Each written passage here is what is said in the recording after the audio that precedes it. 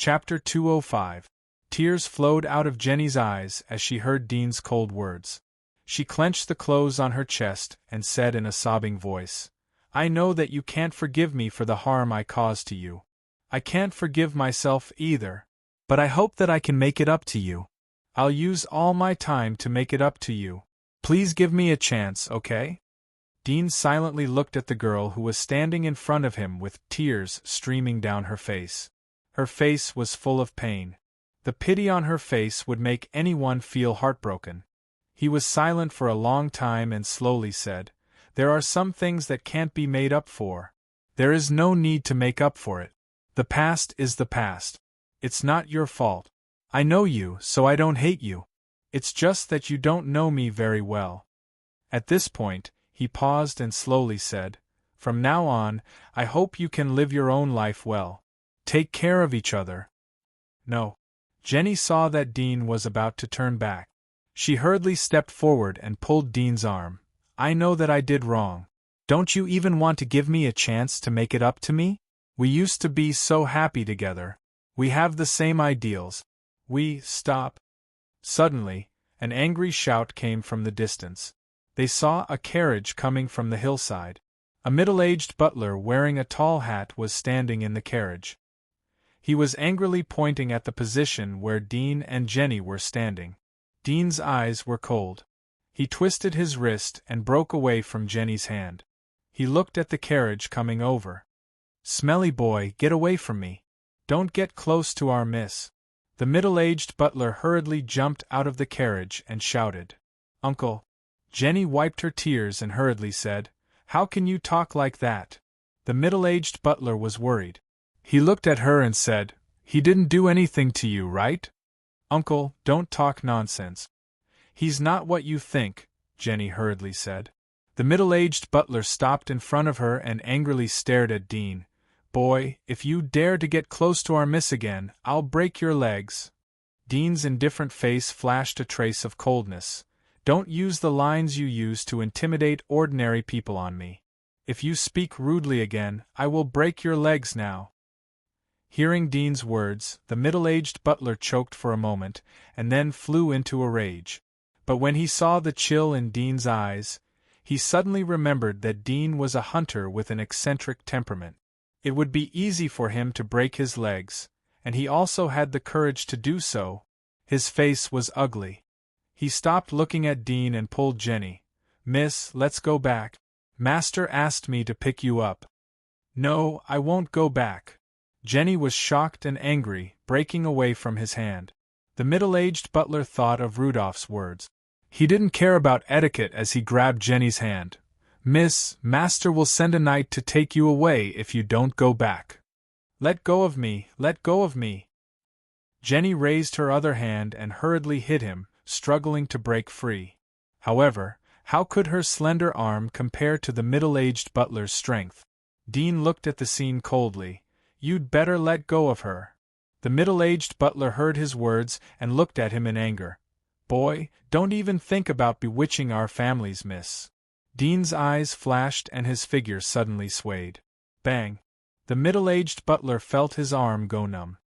He couldn't help but loosen his fingers. At the same time, there was a burst of pain in his chest. His body involuntarily flew out and sat on the ground. He screamed in pain. Jenny broke away from the butler's hand and saw Dean standing in front of her. She cried out in joy and quickly reached out to grab him. Dean raised his arm and blocked her hand. He didn't look at her but coldly looked at the middle-aged butler who was constantly groaning in pain. "I will keep your leg.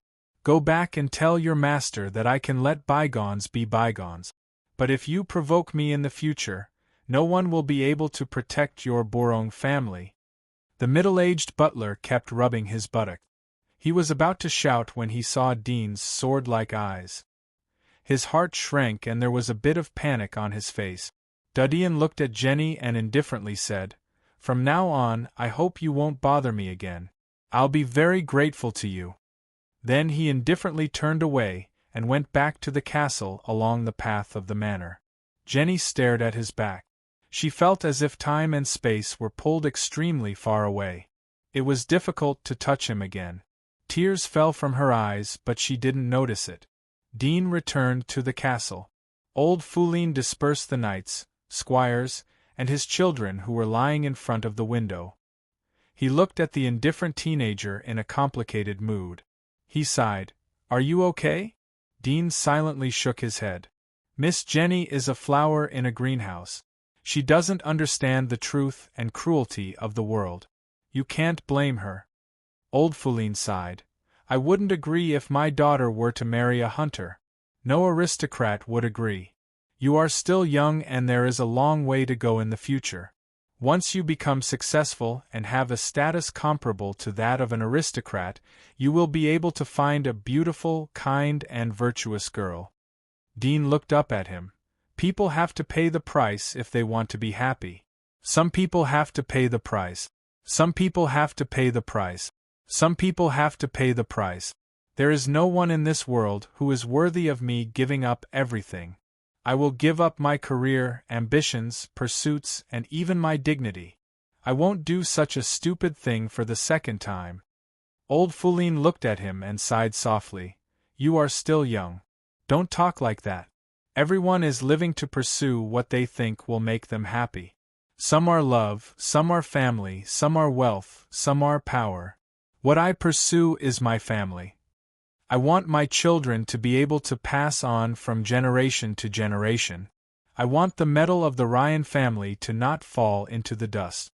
For this, I am willing to give up everything and give up everything." Dean stared at him. "But some things don't mean that you can get them. People's hearts are the most difficult to predict.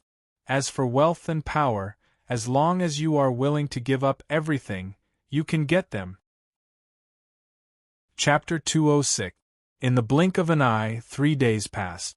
In the past few days, the Ryan castle was restored to its former tranquility. Everything was carried out in an orderly manner. 3 days ago, Miss Jenny of the Bourong family came over. It alarmed the entire Ryan castle, but eventually she was taken back by her housekeeper. This matter was even known by other consortia.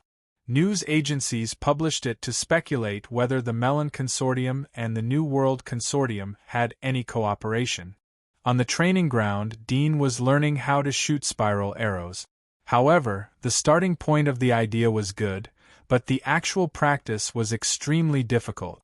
Especially after practicing with spiral arrows and then shooting with ordinary arrows, the accuracy would be greatly reduced. Although he could adjust it quickly, but it also meant that he couldn't freely switch between the two arrows on the battlefield. This was unacceptable to Dean. He knew that if he was given time and a lot of practice, he would be able to freely switch between the two arrows.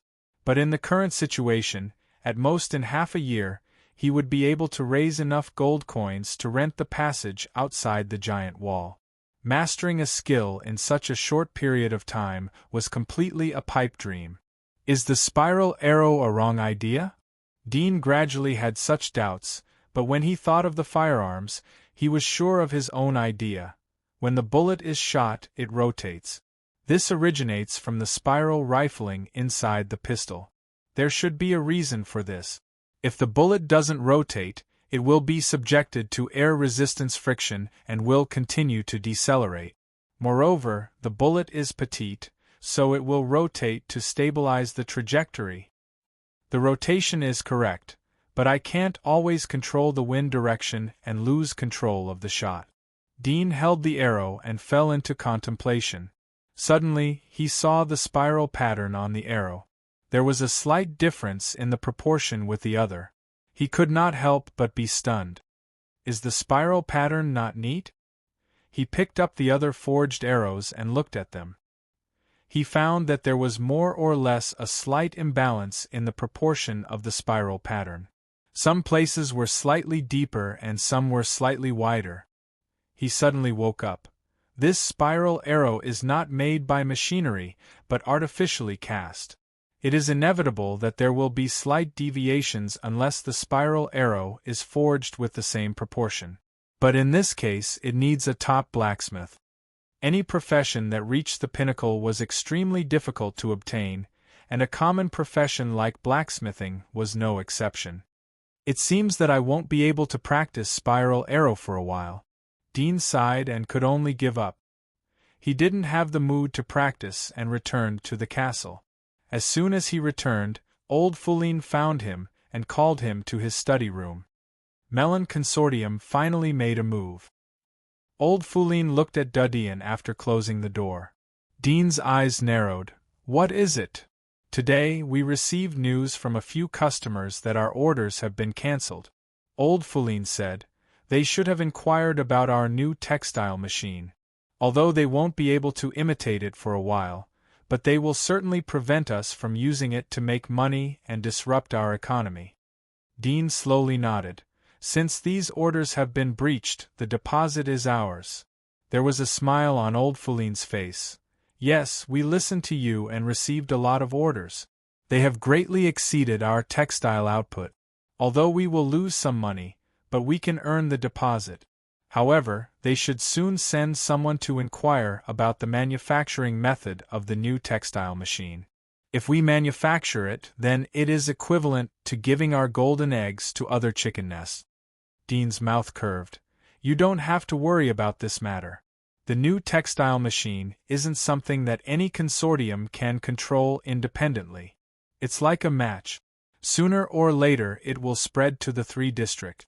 Since we can't hide it, we will sell it to other consortiums. It will be like selling matches. We will earn ready money. Old Fourline nodded. I have the same idea. I want to discuss it with you, Dean said.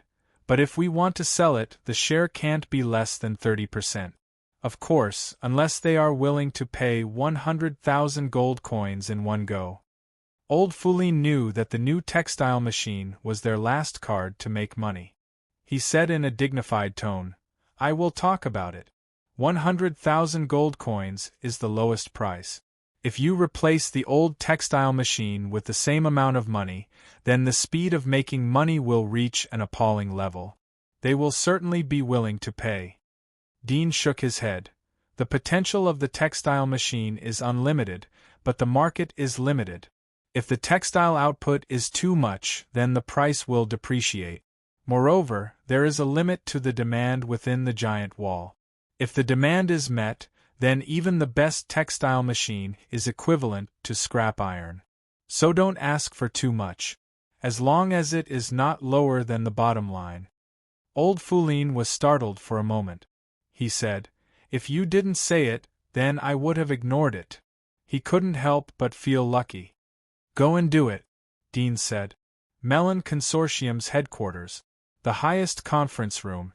There were more than 20 figures sitting on the edge of a huge oval table in the conference hall. Some of them were young, some of them were gray-haired, some of them were unruly leaning on the back of the chair, and some of them were meticulously and modestly sitting upright. 2 figures entered the conference room. One was a middle-aged man and the other was an old man. Their clothes were embroidered with family badges. They were Mel family and Bourong family.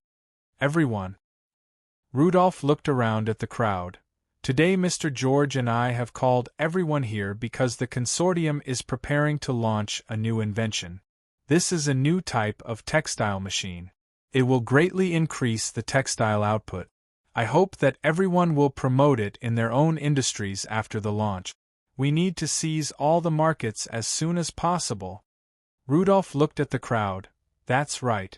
Everyone looked at each other as they heard his words. One of them, an old man with a crooked back, said in a hoarse voice, New textile machine? As far as I know, there hasn't been a new improvement in the textile machine for many years. Mr. Rudolph, how much can this new textile machine increase the textile output? Is it 1/3? Or double? Rudolph looked at him and faintly smiled. There should be a 0 or even 10 zeros behind it. Everyone was surprised. George, who was next to him, smiled. This new textile machine can increase the textile output by 100 times or even 200 times. In theory, there is no upper limit. Chapter 207. 100 times? 200 times? Everyone was shocked by his words. They stared at George for a long time. A dignified lady couldn't help but ask, Mr. George, are you sure that such a textile machine exists? Yes. George looked at her and smiled. There is no doubt about the production efficiency of the new textile machine. I have contacted the 3 inventors of the Temple of Elements. They are building it in secret. What we need to consider now is how to quickly occupy the market and monopolize the textile industry before the other consortiums can react. Everyone looked at each other. Although they felt it was incredible, they still believed George's words. After all, it was meaningless to deceive them. One of the middle-aged men thought for a moment. We should contact the textile mills as soon as possible and receive all the orders as soon as possible. Yes. Someone immediately agreed. I think the Temple of Elements should award us with the credit of the invention when the new textile machine is launched. The civilians will know that we invented it and will trust us. Another old man said. George looked at him and shook his head. The invention rights are not in our hands. Everyone was stunned as they looked at him in doubt. Recently there has been a new consortium called New World Consortium. I believe you have heard of it, George slowly said. This new textile machine was invented by the New World Consortium. They should have submitted the invention application to the Temple of Elements. At present, we are the first to get the news about this new textile machine. Therefore, we must grab the market before the New World Consortium has the ability to swallow it. George slowly said. Everyone looked at each other as they heard this.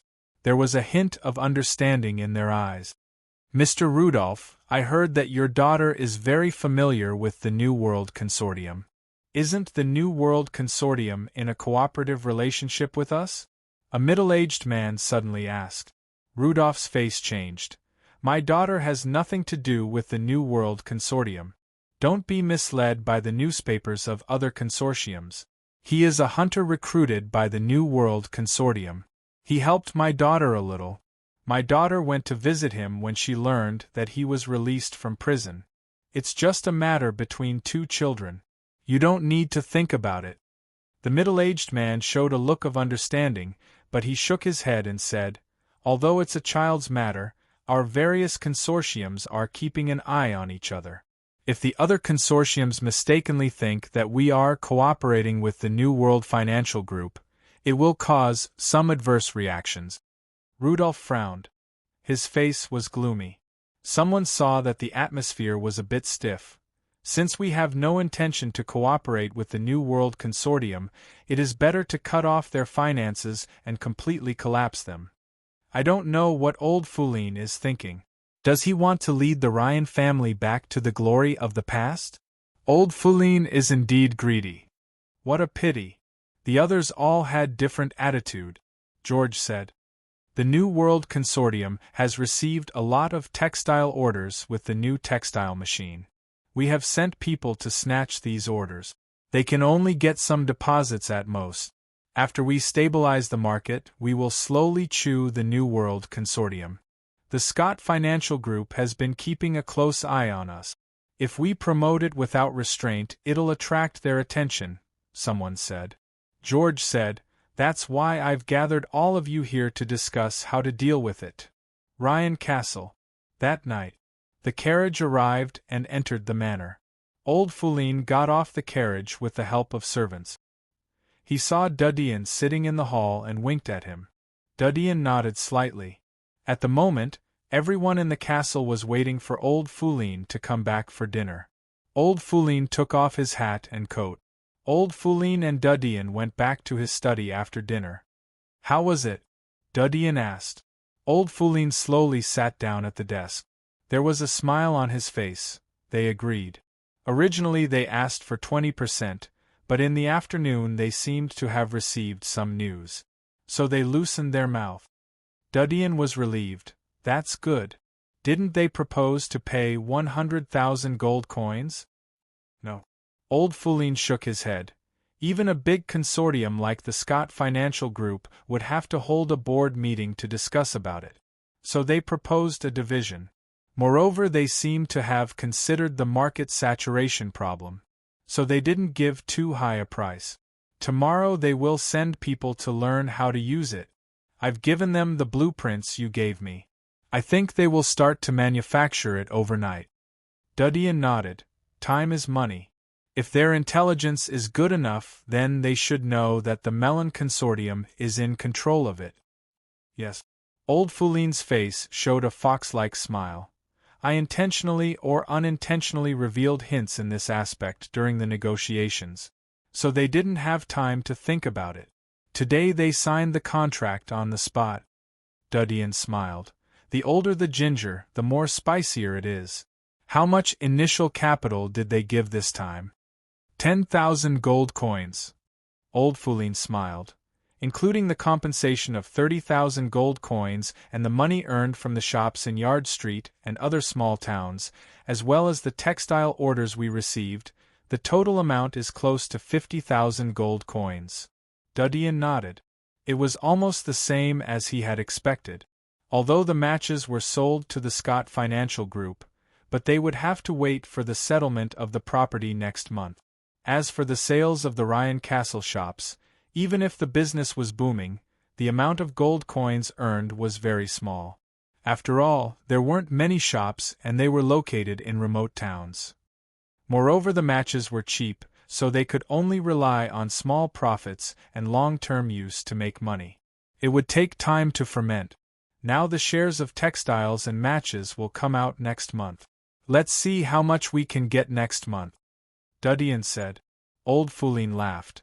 According to my estimation, if the sales of the Scott family's property are good, we can raise the money in 3 months or at most half a year.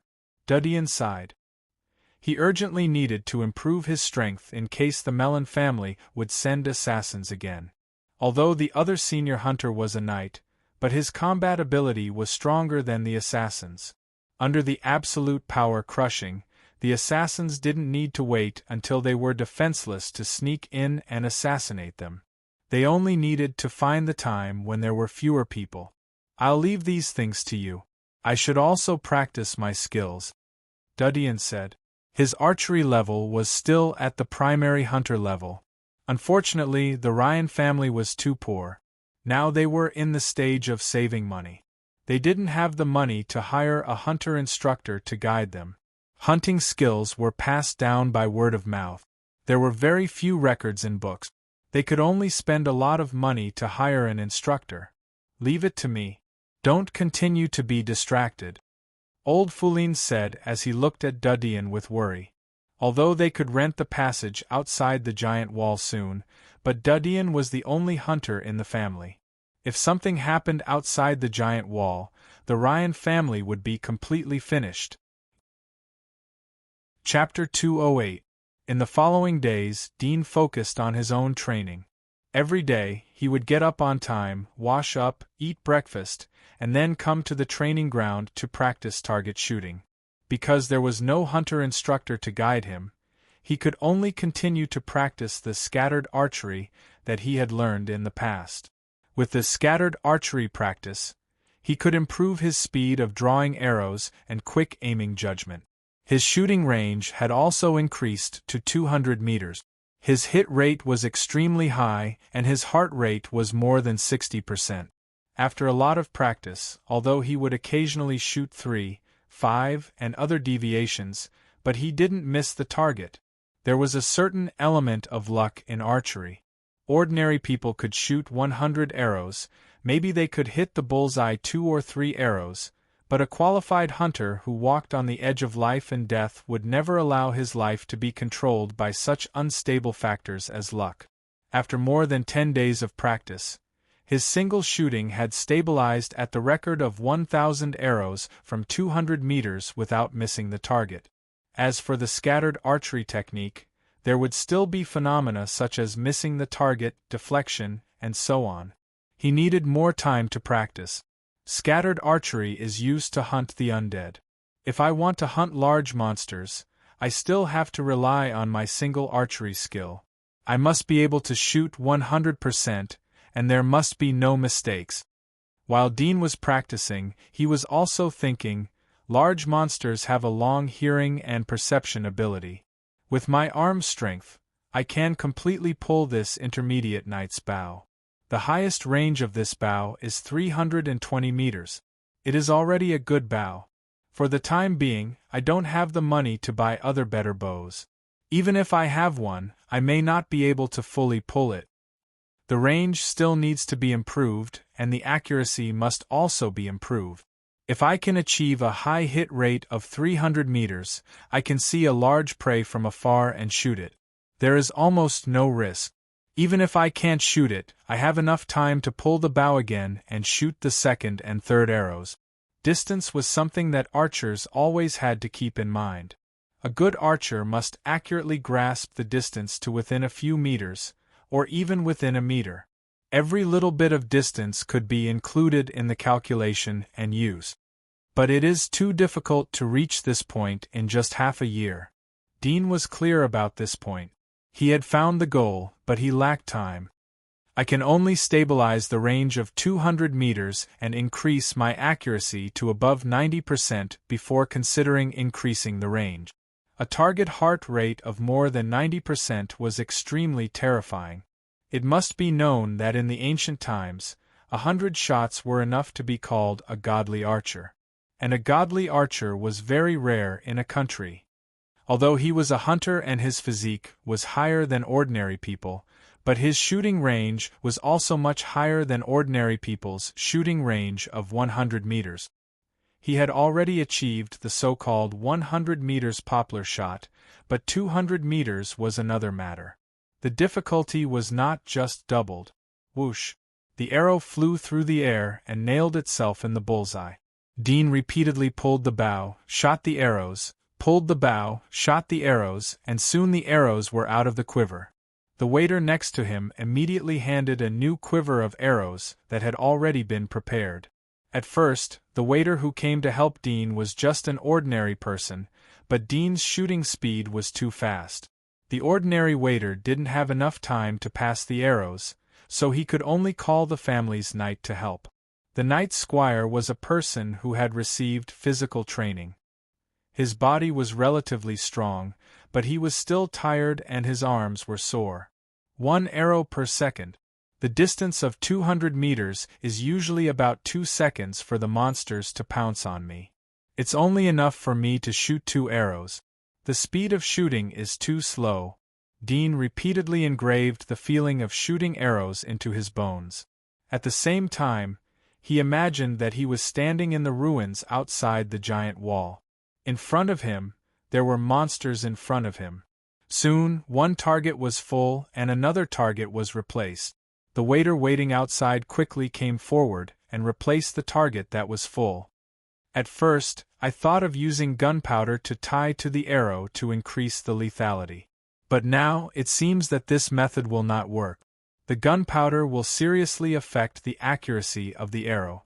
Although it doesn't need to be too accurate if the gunpowder is tied to the arrow, as long as it hits the monster, the gunpowder will affect the speed of the arrow. Moreover, the damage caused by the gunpowder tied to the arrow is not as high as the damage caused by the arrow hitting the fatal spot. In addition to gunpowder, what other methods can be used to enhance the destructive power of the arrows? The spiral arrow can't be used for the time being. I can only work on the arrowhead. The arrowhead is generally forged from iron. Should I replace it with a sharper metal? Dean was pondering in his mind as he shot the arrow. Time passed in a blink of an eye. Half a month had passed. In the past half a month, Dean came to the training ground every day to practice archery. His schedule was more accurate than a machine. He would come to the training ground at 6 o'clock in the morning. After practicing for half an hour, the cook of Ryan's house would wake up to cook. After eating breakfast, he would return to the training ground and continue to practice. In addition to eating time, he would spend the rest of the time on the training ground until 6 o'clock in the evening. After the archery training, Dean would continue to practice some close combat swordsmanship, assassination, and other skills.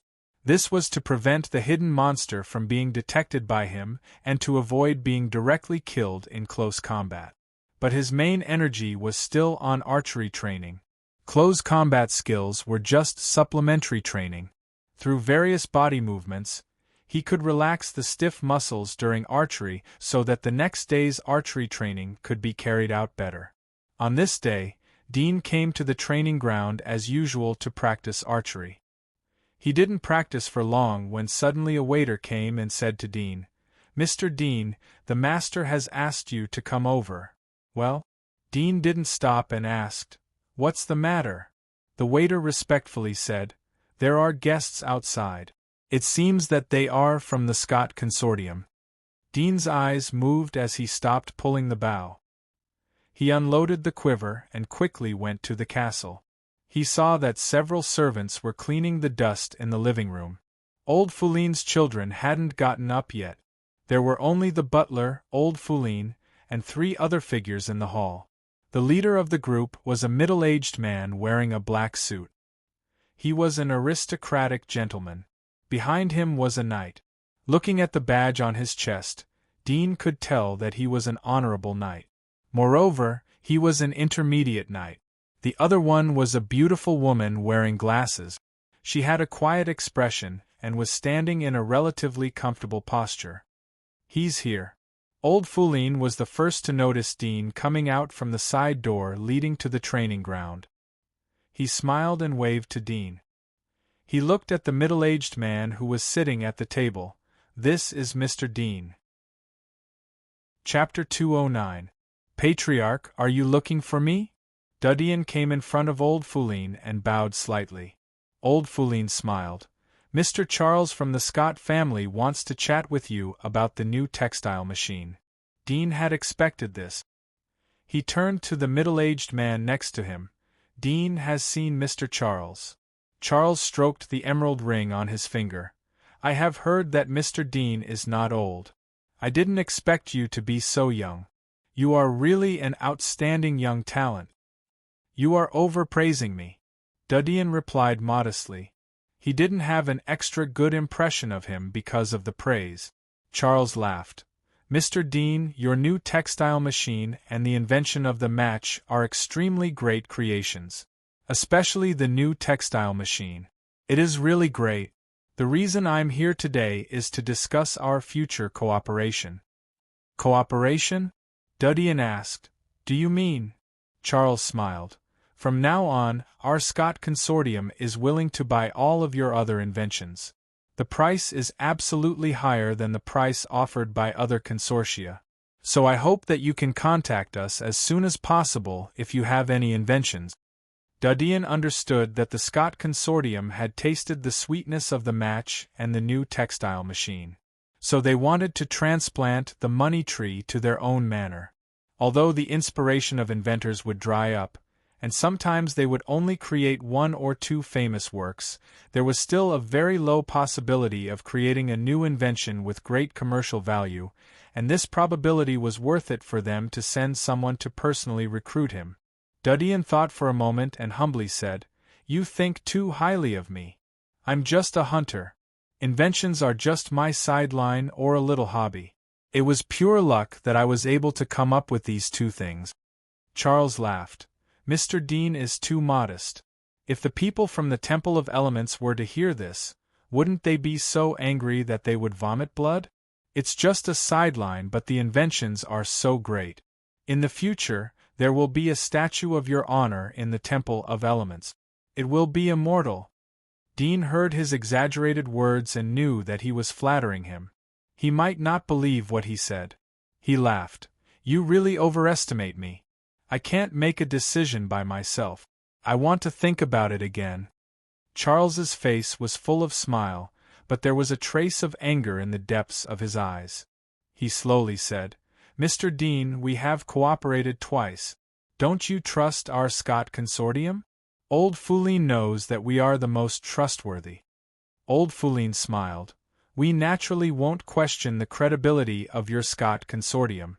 Otherwise, we wouldn't be the first to cooperate with you." Charles looked at him. He knew that it would be difficult to win over the old fox, but he didn't expect that the boy would be unmoved. He had read a lot of people. How could he not see that the smile on Dudien's face was just polite? In the end, they had to talk about the most practical thing, money. All right. Charles pondered. I'll give you 5,000 gold coins for the invention. It will be the sincerity of our Scott consortium. What do you think? Duddian looked at old Foulin as he saw that old Foulin was finally talking about the money. They had been together for many days, so they knew each other's thoughts. Duddian slowly said, 5,000 gold coins is enough to show the sincerity of the Scott consortium. But no one can say for sure whether the invention will be successful or not. So taking money for no reason is a bit unreasonable. Charles didn't expect that Duddian wouldn't be moved. His face slightly changed. Mr. Dean, what do you mean? Duddian didn't open his mouth, but looked at old Foulin. Old Foulin looked at Charles. Mr. Charles, since you are so sincere, then we can't refuse. But we are short of money. Why don't you buy out the follow-up costs of the match? What do you think? One buyout for you? Charles was startled. He shook his head. The matches are still on sale. We can't estimate the future market or estimate the cost of the buyout. Old Foulin smiled. We won't ask for too much. 50,000 gold coins. We won't ask for a share in the future. Moreover, our New World Consortium will no longer operate the match business. What do you think? Charles was startled.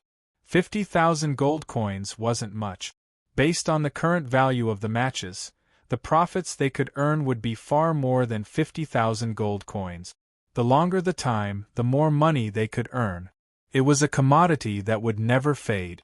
It was the same as the status of the fire sickle. As for whether the New World Consortium would sell matches or not, he didn't think about it. Although it was a consortium, in fact, the Ryan family was a lone commander. Relying on the few shops under the Ryan family, they wouldn't be able to sell them for 1,000 gold coins in 10 years. I need to go back and discuss this matter. Charles was silent for a moment. He looked at old Foulin. But the family should agree. So I hope you will seriously consider it. Old Foulin smiled. I'll wait for your news. Charles looked at him and then at Duddian. He didn't say anything more. He got up. In that case, I'll go back first. See you. Then he turned and left the hall. Duddian and old Foulin watched Charles get on the carriage and leave. After the carriage disappeared down the hillside, old Foulin slowly recovered his eyes. He looked at Duddian. They should agree. This is a profitable business. Duddian nodded. They are in such a hurry. They should be worried that other consortia will come to us. They aren't the only ones who can see the gold. Old Foulin laughed. As Duddian and old Foulin expected, another giant consortium also sent people over at 9 o'clock. It was the Green Consortium. The price they offered was almost the same as what Charles had said. Old Foulin sent them back on the grounds that he would consider it.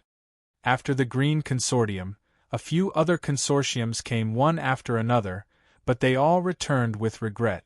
Only the Military and the Melon Consortium didn't send people over. It seems that the Melon Consortium is self-aware. Old Foulin smiled at Duddian. You are now a popular person in the aristocratic circle. You are an inventor with a bright future. Every aristocrat wants to cooperate with you. But in front of these consortia, the aristocrats know their own ability. Duddian didn't show any joy. Whether it was a hunter or an inventor, people only cared about the benefits he could create. The next day, Charles of the Scott Consortium came to the Ryan Castle. He brought a contract and 50,000 gold coins. Old Foulin, Mr. Dean, this is the buyout money for the matches. Please check it. There was an elegant smile on Charles's face as he handed over the contract. The family values Mr. Dean's talent very much. I mentioned it yesterday, and it was directly approved. If there is no problem with the contract, then I wish us a happy cooperation. Old Foulin and Duddian looked at each other. They knew that the news of other consortia's visit had spread to the Scott Consortium. Otherwise, the current market for matches would definitely be affected. If the contract was directly approved, then it was estimated that the contract would have been handed over before noon yesterday. Old Foulin took out a magnifying glass and looked at the contract. No problem. In the future, the New World Consortium will look for Mr. Dean's inventions. The first person we will look for will be the Scott Consortium. Please rest assured. Charles nodded. He wasn't worried about old Fouline's fraud. Aristocrats had credibility. Moreover, they would send people to keep an eye on the Ryan family. Chapter 210. Old Fouline put away the contract as he watched Charles leave. Dudien helped him to go upstairs to the study room. He put the contract into the drawer and looked at Dudien. We have collected enough money to rent the passage outside the giant wall. How are you doing? When are you going to go outside the giant wall? Dudien thought for a moment. In a few days. Well, you get ready. Today I will go to the Holy Church and choose the nearest passage to our family. Old Fouline nodded and deeply looked at him. You have to think about it clearly. Once you rent the passage, the 100,000 gold coins will be gone. Dudien faintly smiled. What? Are you reluctant to part with it? Of course not. Old Fouline smiled and looked into his eyes. I don't know if it's right or wrong to bet all the money on you. I hope I'm not wrong about you. Even if I'm wrong, you have no choice, Dudien said. Old Fouline sighed and didn't say anything. Now that he had enough money to rent the passage outside the giant wall, Dean began to prepare his own equipment. His bow and arrows were enough for an intermediate night. Hunter's protective armor was sold in the Temple of Elements. It was 10 gold coins for a primary hunter and 100 gold coins for an intermediate hunter. It was a basic standard armor. It was black like gel and had a slight radiation resistance effect. I have a bow and a foldable bag to store materials. I need to buy a set of senior hunter's armor, which is worth 1,000 gold coins. The rest is the equipment to hunt monsters. I can carry 20 kilograms of gunpowder. Well, it's a bit weak to rely on gunpowder alone. The explosion will be too loud and will attract other monsters. I have to rely on the bow and arrows. Well, I have to make 2 bundles of fine iron arrows. Dean rode to a blacksmith's shop in Yardtown. He wrote down the number of arrows and materials he needed on an order form and paid the deposit. Noon. Old Fouline's carriage came back. Dudien smelled his scent and rushed to the hall. He was about to ask when he noticed Old Fouline's ugly face. What happened? Did the price increase? Old Fouline looked at him with a complex expression. He slowly shook his head and went back to the hall. Let's go upstairs and talk. Dudien immediately helped him to go upstairs to the study room. Old Fouline looked back at Dudien and sighed. The rental price hasn't changed. I've asked and found out that the Holy Church has opened a total of 18 passages to the outside of the giant wall. The other 6 consortiums and the military have 1 or 2. Some of them have rented 3 passages. Now only the last 3 passages haven't been rented. Dean was surprised. He didn't expect that there were so few passages to the outside of the giant wall. Aren't there 3? Are they not willing to rent them out? Old Fouline smiled. It's not that they don't want to rent them, but no one wants to rent them. The 3 passages are abandoned. One leads to a place where there is a lake. According to the Holy Church, the lake is full of ferocious monsters. Some of them are amphibious monsters. They usually lie in a small open space outside the passage to bask in the sun. They are likely to be attacked by monsters as soon as they go out. So no one wants to rent them. Dudien suddenly understood. Indeed, the hunters had no way to deal with the underwater monsters. Even if they tried to poison the lake, it would be difficult. The first reason was that the lake was too large and it was difficult to find such a strong poison. The second reason was that the monsters had mutated characteristics. Poisoning slowly would lead to the monsters mutating again. Moreover, there were some powerful poisonous monsters that ate poison as food. They weren't afraid of poison at all. In the old days, ordinary animals such as toads and lizards weren't afraid of poison. The second passage is a wasteland. There is a high mountain outside the passage. Behind the passage is a plain. There are few monsters living there. Moreover, most of the monsters living on the plain are poisonous. It is extremely troublesome to hunt them down. Therefore, no consortiums are willing to rent them. After all, it costs 100,000 gold coins a year to rent such a passage. Old Foulin sighed. As for the third passage, no one has chosen it. According to the Holy Church, this passage has already been sealed. Sealed? Why? Dudien was puzzled. Old Foulin smiled. This passage is the same as the others. There are ruins outside. However, it is said that the monsters inside are extremely terrifying existences. They are comparable to other consortiums in Area Zero. Only a whole team of senior hunters can go inside to hunt. Otherwise, a single senior hunter would be in danger of dying. More than 10 years ago, this passage was rented by Huasheng Consortium. They sent 3 senior hunters and 2 intermediate hunters to go inside to hunt. However, they didn't expect that they would come back in just a few days. But only one senior hunter came back. It is said that he risked his life to escape. His body was seriously injured. Later on, he became an intermediate hunter in Huasheng Consortium. After a few years, he transferred to the hunter school to teach. He no longer went outside the giant wall. This incident alarmed the various consortiums. From then on, no other consortiums rented the passageway. Not long after that person returned, the Huasheng Consortium cancelled their lease of the passageway. After all these years, the Huasheng Consortium's economy has fallen behind a lot. From being one of the top 3 consortiums, it's now at the bottom of the list. Sigh. Old Foulin couldn't help but sigh as he talked about the past. Dean's face slightly changed. There were 3 senior hunters and 2 intermediate hunters in the team, but only one of them managed to escape. The monsters on the other side of the tunnel were a little too terrifying. Do we have to rent the passage outside the giant wall? We can use the money to make a living. We can slowly accumulate it. Old Foulin looked at Dudien. Dudien didn't seem to hear Old Foulin's words.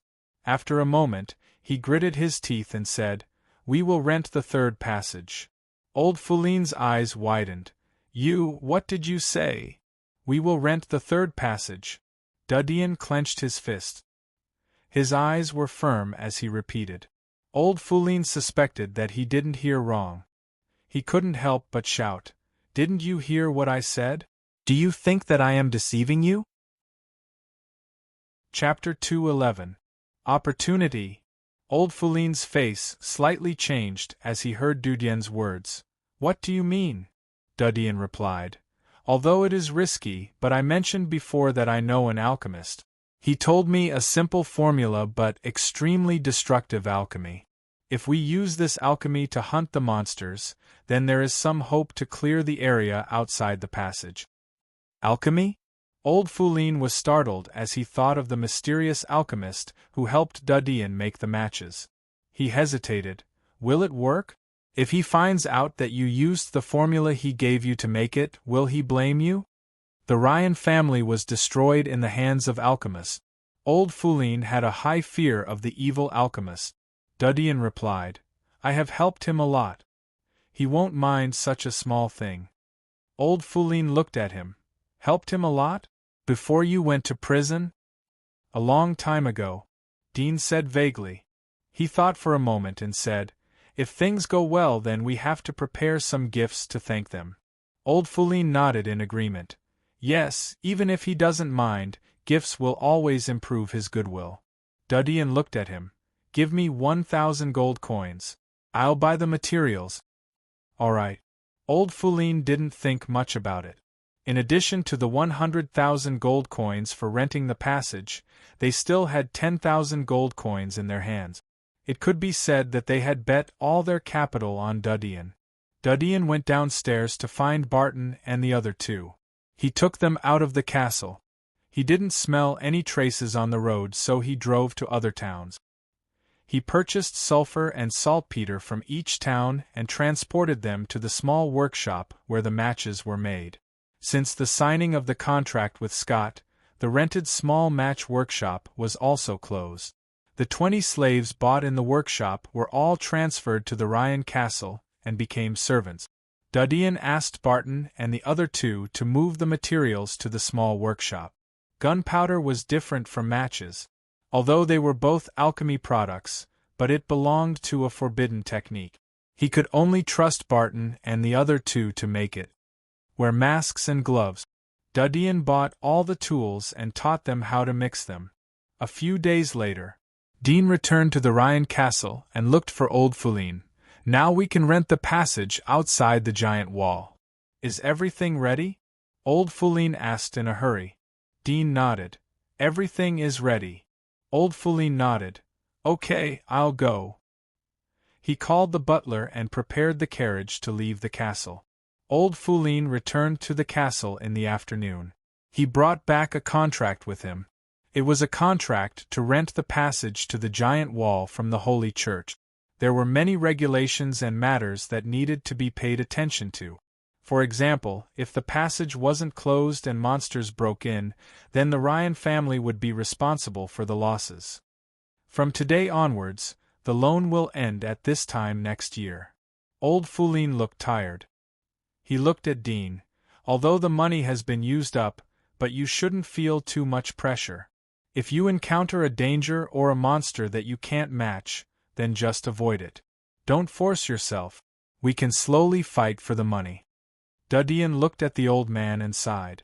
He patted the old man's shoulder. Don't worry too much. I will be fine. If there is an accident, then you can dissolve the consortium and find another consortium to rely on. Even if it is difficult for the Ryan family to return to the glorious days of the past, you can still squeeze into the ranks of the second-rate aristocracy. At least your life won't be as restrained as it is now. This is a matter for the future. I believe that you can come back. Old Fuline patted the back of his hand. You must come back. Do you understand? Dean deeply looked at him and nodded. He pulled back his palm and turned away.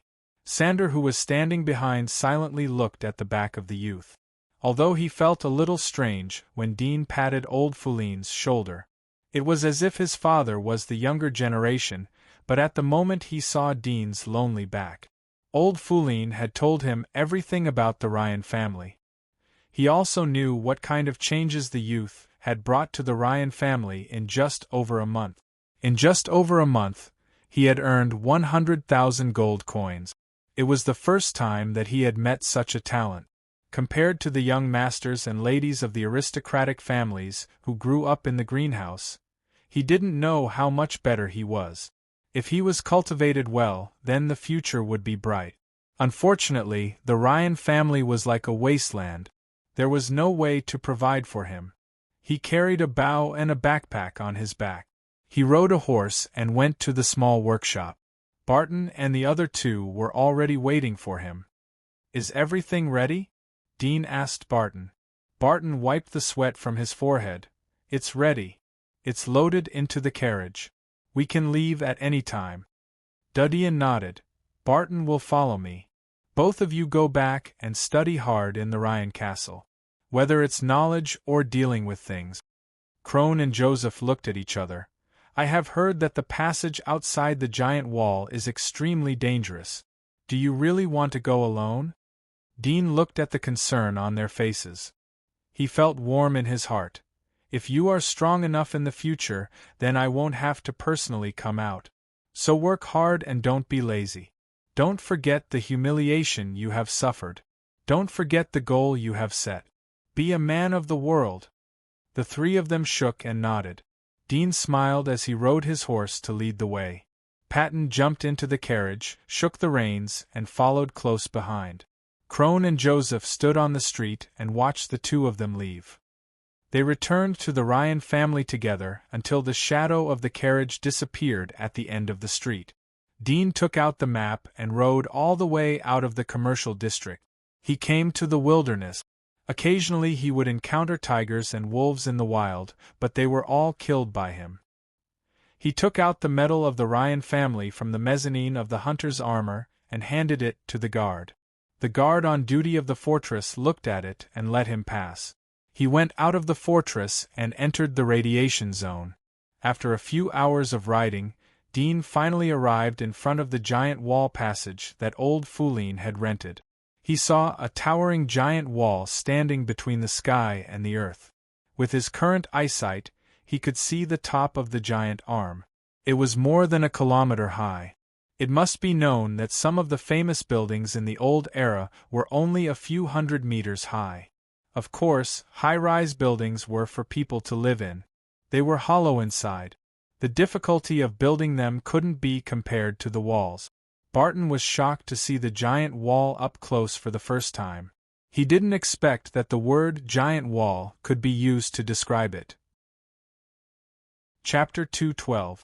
Other consortiums received the news as Dudien went to the giant wall passage. Old Foulin actually rented the giant wall passage? Or is it the death passage? Several members of the Scott consortium received the news. They were stunned. They didn't think that old Foulin would dare to rent the giant wall passage. Not everyone could afford to pay 100,000 gold coins a year. Although renting the passage would make money quickly, but the New World Consortium only had one hunter. It's crazy. Old people are crazier than us. Is he planning to go all out before he dies? The hunter they sent seems to be the new inventor we signed this time. I hope he won't have an accident or we will suffer a big loss. Old Foulin is crazy. Several members of the Melon Consortium smiled. Melon Consortium. Old Foulin rented the giant wall passage?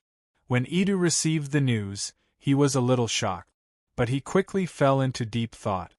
10 years ago, the Huasheng Financial Group suffered a great loss in this tunnel. No one dared to rent it for so many years. Did they think that after 10 years, the terrifying monsters living outside the tunnel would leave? Stupid! Old Foulin has lifted a stone and smashed his own foot. In addition to the Scott and Melon consortiums, the other consortiums were shocked when they got the news. The foundation of the New World Consortium was cleaner than their faces. So far they had only recruited one intermediate hunter. According to the investigation, this intermediate hunter didn't have the light physique. This meant that the more times they hunted, even if they returned safely each time, they would eventually die young.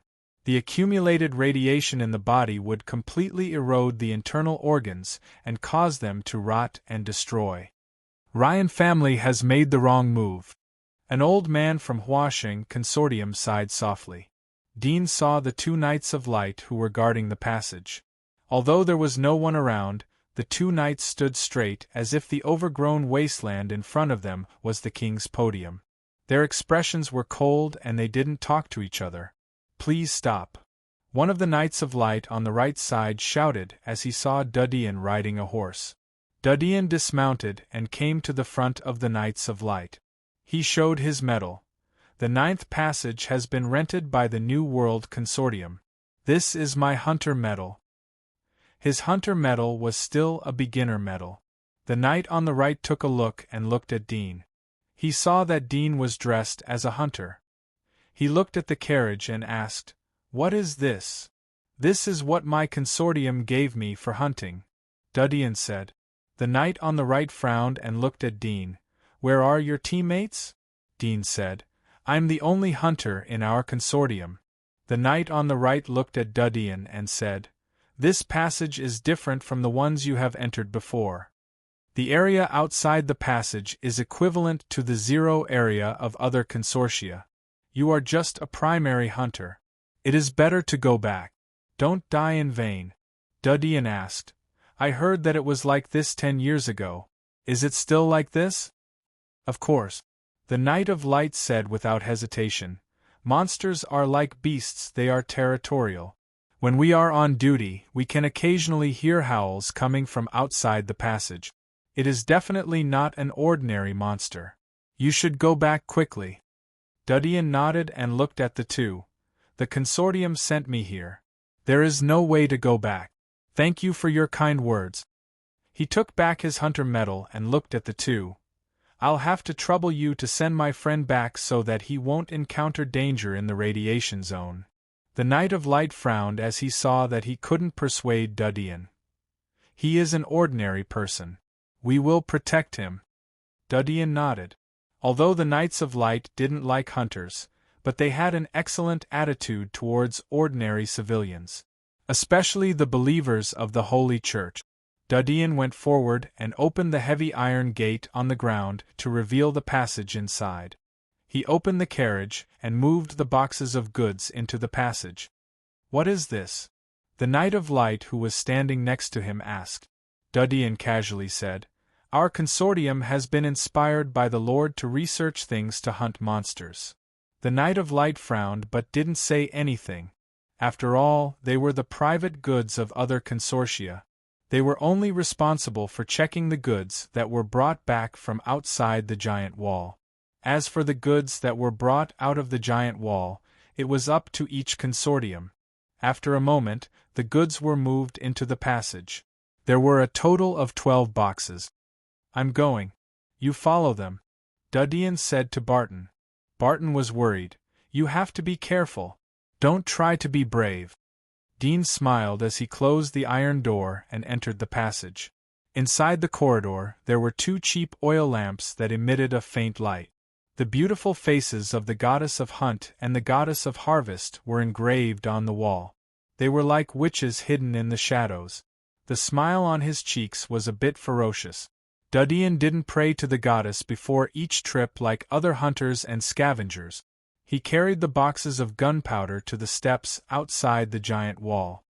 He put his ear on the iron plate and listened quietly. The process lasted for about 15 minutes.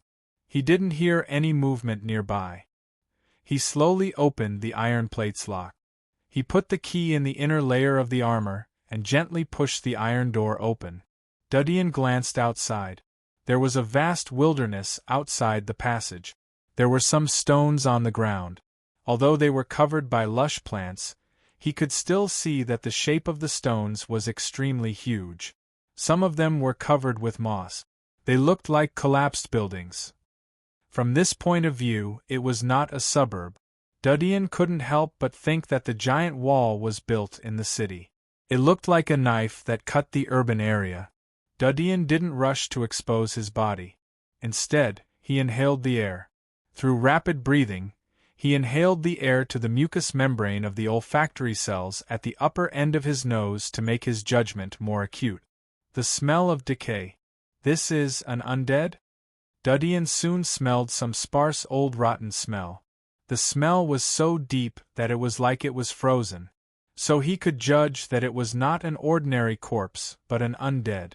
Only the undead with cold crystals in their skulls exuded this strange frozen rotten smell. Dudyan was a little surprised. He didn't expect that there would be undead outside. Didn't those horrible monsters like to eat them? Or had those horrible monsters left here? It seems that after 10 years, there have been some changes outside. Dudyan secretly thought. He continued to sniff for a moment. In addition to the smell of the undead, there were some other strange smells. They were scattered far away, at least 20 miles away. Although his physique had been enhanced, his sense of smell did not increase exponentially according to his physique. The farther the smell was, the thinner the volatilization in the air was, and then it rose into the air. It was almost difficult to smell. So there was an upper limit to the sense of smell. Unless his physique reached an extremely incredible inhuman level, he could break the upper limit a little. Dudyan firmly remembered the places where the smells were. Then he gently pushed open the iron door, moved all the gunpowder boxes on the steps, closed the iron door, and locked it from the outside. He didn't carry the key with him, in case he lost it. Instead, he went back to the giant wall 7 or 8 meters behind him. It was full of weeds. He dug a pit and buried the key in it. Chapter 213. Dean opened the folded bag on his back, and pulled out a roll of tarpaulin. He covered the gunpowder boxes with it, to prevent the rain from soaking the gunpowder. Then he held 2 of the gunpowder boxes, and walked towards the weeds in front of the ruins. Because no one opened the way, the ground outside the giant wall passage was full of weed. Some of the soil was soft and wet. Dean was extremely careful in every step. In the absence of information and maps, he could only rely on himself to explore. In other consortia, to clean up such an unknown area, they would often send some vigorous hunters who had the ability to hide and save their lives first to inquire about the information. After all, the consortium's hunters were limited. Even if they sent 7 or 8 intermediate hunters, it was still not enough to fill the gap of the teeth for the huge number of monsters outside the giant wall. Along the way, he occasionally saw some large objects protruding from the weeds. They were covered with moss and vines. Dean could smell a very faint odor from inside. He estimated that it was not covered with stones, but the rotten bones of some monsters. When Dean carefully passed through a bush, he suddenly heard a very slight rustling sound, like the sound of a breeze. But Dean's heart suddenly became cold and awe-inspiring. His face changed, and he hurriedly dropped the gunpowder box, turned around, and retreated. At the same time, from the grass suddenly jumped out a slender green shadow and rushed toward Dean. Dean hurriedly pulled out the sword from his waist and waved it. The slender green shadow was blocked by the sword and fell on Dean's body. The body flashed and submerged into the grass, disappearing without a trace. Dean's face changed. Although he did not see the whole thing, he saw the snake tail that was exposed outside the grass when it disappeared. It was covered with green scales, exactly the same as the green grass, but the color was brighter. At first glance, he knew it was a highly poisonous snake. The most important thing was that he could not smell the smell of the other party. Fortunately, the speed is not very fast. It should not be too high-level monster. Dean secretly rejoiced in his heart. At the same time, he became more careful. He scanned the surrounding grass and slowly moved to the side of the gunpowder box. He used the sword to open the box lid. Inside was a box full of black gunpowder. Throw a match and it would be ignited in an instant. He used a sharp sword to dig out the gunpowder and sprinkled it on the surrounding weed. Immediately, the smell of gunpowder filled the air. Dean's eyes coldly swept around, but his nose quickly distinguished the surrounding smells. Soon, he smelled a smell of black gunpowder moving slowly. Murderous intent flashed in his eyes. He inserted the sword into the soil under his feet, grabbed the bow with one hand, and drew an arrow with the other. His movements were as fast as lightning. The arrow was already loaded, and he suddenly shot it toward the grass. Puff! The sharp sword flew past, and the underbrush suddenly surged violently. The dense grass that was half a meter tall suddenly parted, and like a sharp gust of wind, it quickly flew into the distance. Dean immediately saw a 4 to 5 meters long python twisting and running in the grass. There was an arrow stuck in its upper body. Its whole body was covered with bright green scales. It was very easy to confuse it with the grass. Dean was not polite and quickly aimed the arrow. Puff! The second arrow suddenly flew out. The green poisonous python twisted and swam to nearly 50 meters away. The arrow came in an instant and nailed to the place where it was swimming. It stabbed diagonally from the back of the skull, penetrating its head and nailing it to the ground. Dean was relieved. He pulled out the sword and slowly walked over. He saw the green poisonous python's body was still twisting weakly, and its tail was constantly curling. Dean's attention was distributed around to avoid other monsters waiting for an opportunity to attack. Although his sense of smell could smell some monsters with strong smell, some monsters were good at hiding and sneak attacks, so he couldn't rely too much on his sense of smell. While guarding the surroundings, Dean cut off the head of this low-level monster. From its appearance, it looked a bit like the jungle snake in the Monster Atlas. Its fangs were highly poisonous. An adult jungle snake was a level 12 existence. This one was obviously a juvenile, and its hunting level was around 4 to 6. It was slightly stronger than ordinary undead. Its skin and scales are good materials for making armor and leather clothes. It's worth more than a dozen gold coins. Dean squatted down and cut its body with the dagger tied to his leg. He quickly peeled off its skin, then cut its head and took out the 2 fangs. There was translucent mucus behind the groove of the fangs. He turned out tweezers and a box from his bag, put the 2 fangs into it, and put them into his bag. After doing this, Dean rolled up the snakeskin and put it away. Then he returned to his original place, picked up his 2 boxes of gunpowder, and continued to move forward carefully toward the direction of the nearest undead according to his sense of smell. After coming to the ruins of the street, weeds could be seen everywhere in the cracks on the road.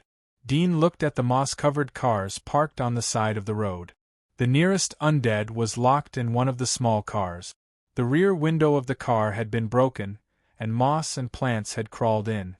Dean put down the gunpowder box and looked around. His field of vision was quite wide. Even if there was a monster that couldn't be smelled by smell, he could see it with his vision. Without hesitation, he took out his bow and arrow, aimed at the driver's seat of the car, and quickly pulled out the arrow. Puff! The sound of glass breaking resounded. Although it was dark inside the car, Dean could still clearly see that there was a middle-aged undead on the seatbelt. It seemed to be in a sleeping state. His arrow hit its throat, but it didn't kill it. He immediately added another arrow. This arrow hit its head, and the middle-aged undead who was struggling to wake up suddenly died on the spot. Dean quickly stepped forward, pulled out the arrow, cut off the head of the undead, and dissected it. The cold crystal in the head was in the initial state of melting. The flesh and blood around the cold crystal was releasing temperature and decaying at a very slow speed. Dean took out the cold crystal and glanced at his left hand. Last time, excessive absorption of the cold crystal had caused his left hand to be eroded by the cold crystal. Later, he was roasted on the gunpowder, causing the pain nerves to be completely lost. He didn't know if he could continue to absorb it directly. He thought that he would try to absorb one first. If it worked, he would absorb a small amount at a time. Although he knew that there were some risks in doing so, directly absorbing the cold crystal was far greater than using God's blessing.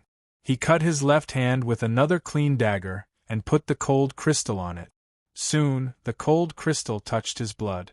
Like ice and snow meeting fire, it gradually melted and turned into a liquid that penetrated into the wound. Because his left hand had lost feeling, Dean didn't feel anything strange. He only felt that his body had the feeling of absorbing the cold crystal for the first time. It seemed that his energy was more vigorous than before. He breathed a sigh of relief and stopped the bleeding on his left hand. Looking back, he saw an undead slowly coming from the corner of the street. It seemed that the undead was attracted by the sound of glass fragments. He pulled out his bow and arrow and was about to shoot, but suddenly his face changed slightly. He saw that the undead who came out from the corner was extremely tall, about 3 meters tall. It had long hands and feet, a very thin body, a hunched back, and large eyes. There was only a little scarlet color in them. The color of the eyeball was pure black. On its arm, from the back of the palm to the elbow, there was a raised sickle, like the dorsal fin of a shark. The face of the undead was that of a young man, but the skull and the skin of the face were extremely long, and the expression was extremely depressed and gloomy. Sickle undead? No, sickle undead physique is not so tall. Was it a tall person when he was alive? Dean's face changed slightly. Seeing that the undead noticed him, he hurriedly shot an arrow. Distance is a weapon. Whoosh! The arrow broke through the air and flew out. The large sickle undead was expressionless. Puff! It was nailed to the face by the arrow. The arrowhead shot through the cheekbone but was stuck in the bone. It slowly raised its hand, grabbed the arrow, and pulled it out. The scarlet pupil in its eye socket seemed to have awakened, glowing with a blood-red light. Its body swayed like a human-shaped spider as it rushed over. Its mouth was wide open, and the corners of its mouth were torn, causing its upper and lower jaws to open 180 degrees like a snake. Chapter 2:14. So fast. Dean's pupils shrank, and he hurriedly put the arrow to aim again. However, at this moment, He suddenly felt that his past training was a bit ridiculous. The target was fixed, and at this moment, this large sickle zombie was moving at high speed, as fast as a ghost, and its body was moving in an abnormal human posture. It was swaying and twisting, unpredictable, and it was difficult to predict its trajectory. Cold sweat broke out on his forehead, and his eyes stared at the swaying body of the zombie. A total distance of about 120 meters, until the large sickle zombie ran nearly halfway. He barely found a trace of prediction, and the arrow whistled out. With a whoosh, the distance of less than 60 meters was covered in the blink of an eye, hitting the chest of the large sickle zombie. The penetrating force brought its body to a sudden stop, and then it recovered. It opened its mouth to the extreme, issued a hoarse roar, and rushed toward Dean.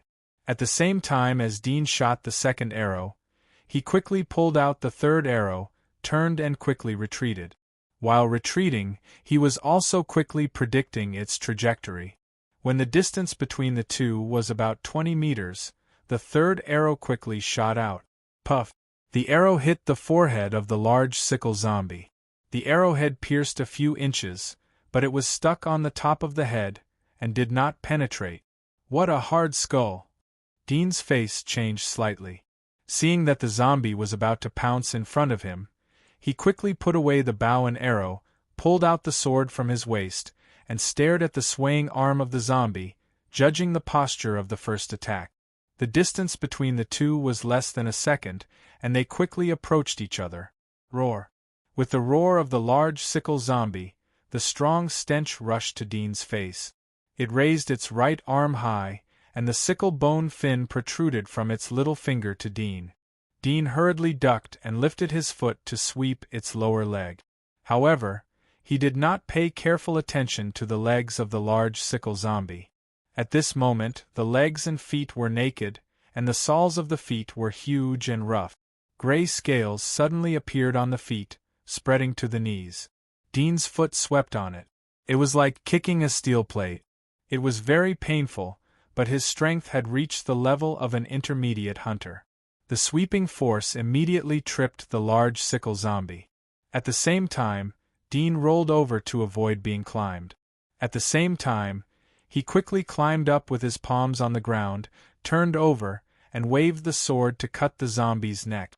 With a thud, the blade cut into the flesh and blood, but it suddenly got stuck halfway through. Dean's face slightly changed. He didn't expect its cervical vertebrae to be so hard that even the newly forged fine iron sword couldn't cut it. Although surprised, Dean was not in a daze. He saw that the large sickle zombie seemed to be conscious. It roared in pain. Although its body was lying on the ground, its arms, which were about 2 meters long, swept over quickly. Dean quickly let go of the sword and stepped back to dodge. He turned around and quickly glanced around. He didn't find any tall buildings or suitable terrain for shooting. His face changed slightly. At this time, his body was faster than his brain's judgment. He took the lead and ran to a pile of moss-covered rock. At the same time, the large sickle zombie had climbed up, roaring and chasing after him. Dean was agile. He turned over a pile of rocks and pulled away. He found that although the speed and strength of the large sickle zombie were several times stronger than ordinary zombies, it was still inferior to him. However, its desperate fighting style made it difficult for him to resist. In close combat, he could only be regarded as a rookie. This was also the gap between a new hunter and a veteran hunter. Whoosh! Dean ran at full speed. The large sickle zombie roared and chased after him. The corpses on the road caused great obstacles to it. As Dean thought, although the large sickle zombie was stronger than ordinary zombies, it still had great defects in balance and flexibility like other zombies. Through the ruins and rocks along the way, Dean ran for 200 or 300 meters and finally pulled away. While running, he also paid attention to other smells around here, so as not to be followed by other monsters. At the same time, he was also paying attention to the running posture and habits of the large sickle zombie. It could be said that he was multitasking.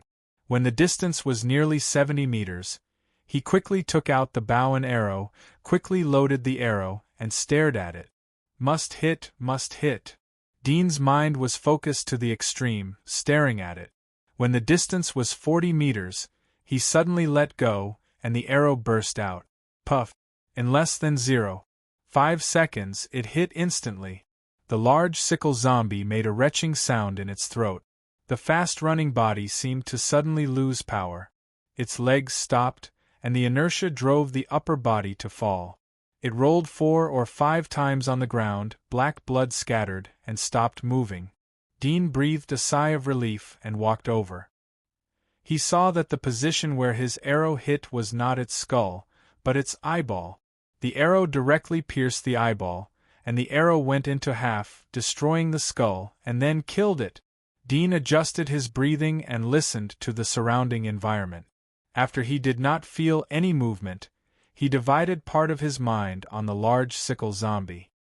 He returned to the place where the previous battle took place, picked up the sword that fell on the ground, and 2 boxes of black gunpowder. He carried them to the side of the large sickle zombie, and put them down. Then he squatted down and cut off its head with the sword. Along the incision, he repeatedly cut several times before cutting off its cervical vertebrae. I have never seen such a weird sickle zombie, and there is no record in the Monster Atlas. Is it a newly mutated sickle zombie? Dean used the sword along the jaw joint to pry open its head, while thinking, from the strength and speed, it should be about level 12 to 14, comparable to ordinary intermediate hunters. Soon, Dean hollowed out its skull. The brain tissue in the skull was similar to that of ordinary zombies. It was very cold, as if it had been frozen. The color of the brain was black. After smashing it, there was a dark blue cold crystal inside. The color was deeper and purer than the cold crystal in the head of ordinary zombies. Dean grabbed it and looked at it. He put away the cold crystal, turned around and packed up his things.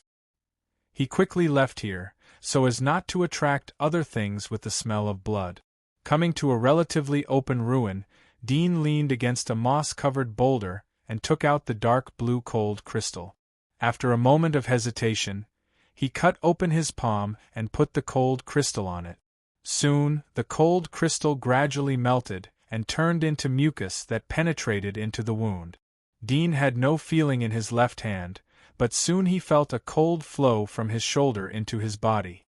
The cold first spread to the place where the cold air spread to, along the neck to his brain.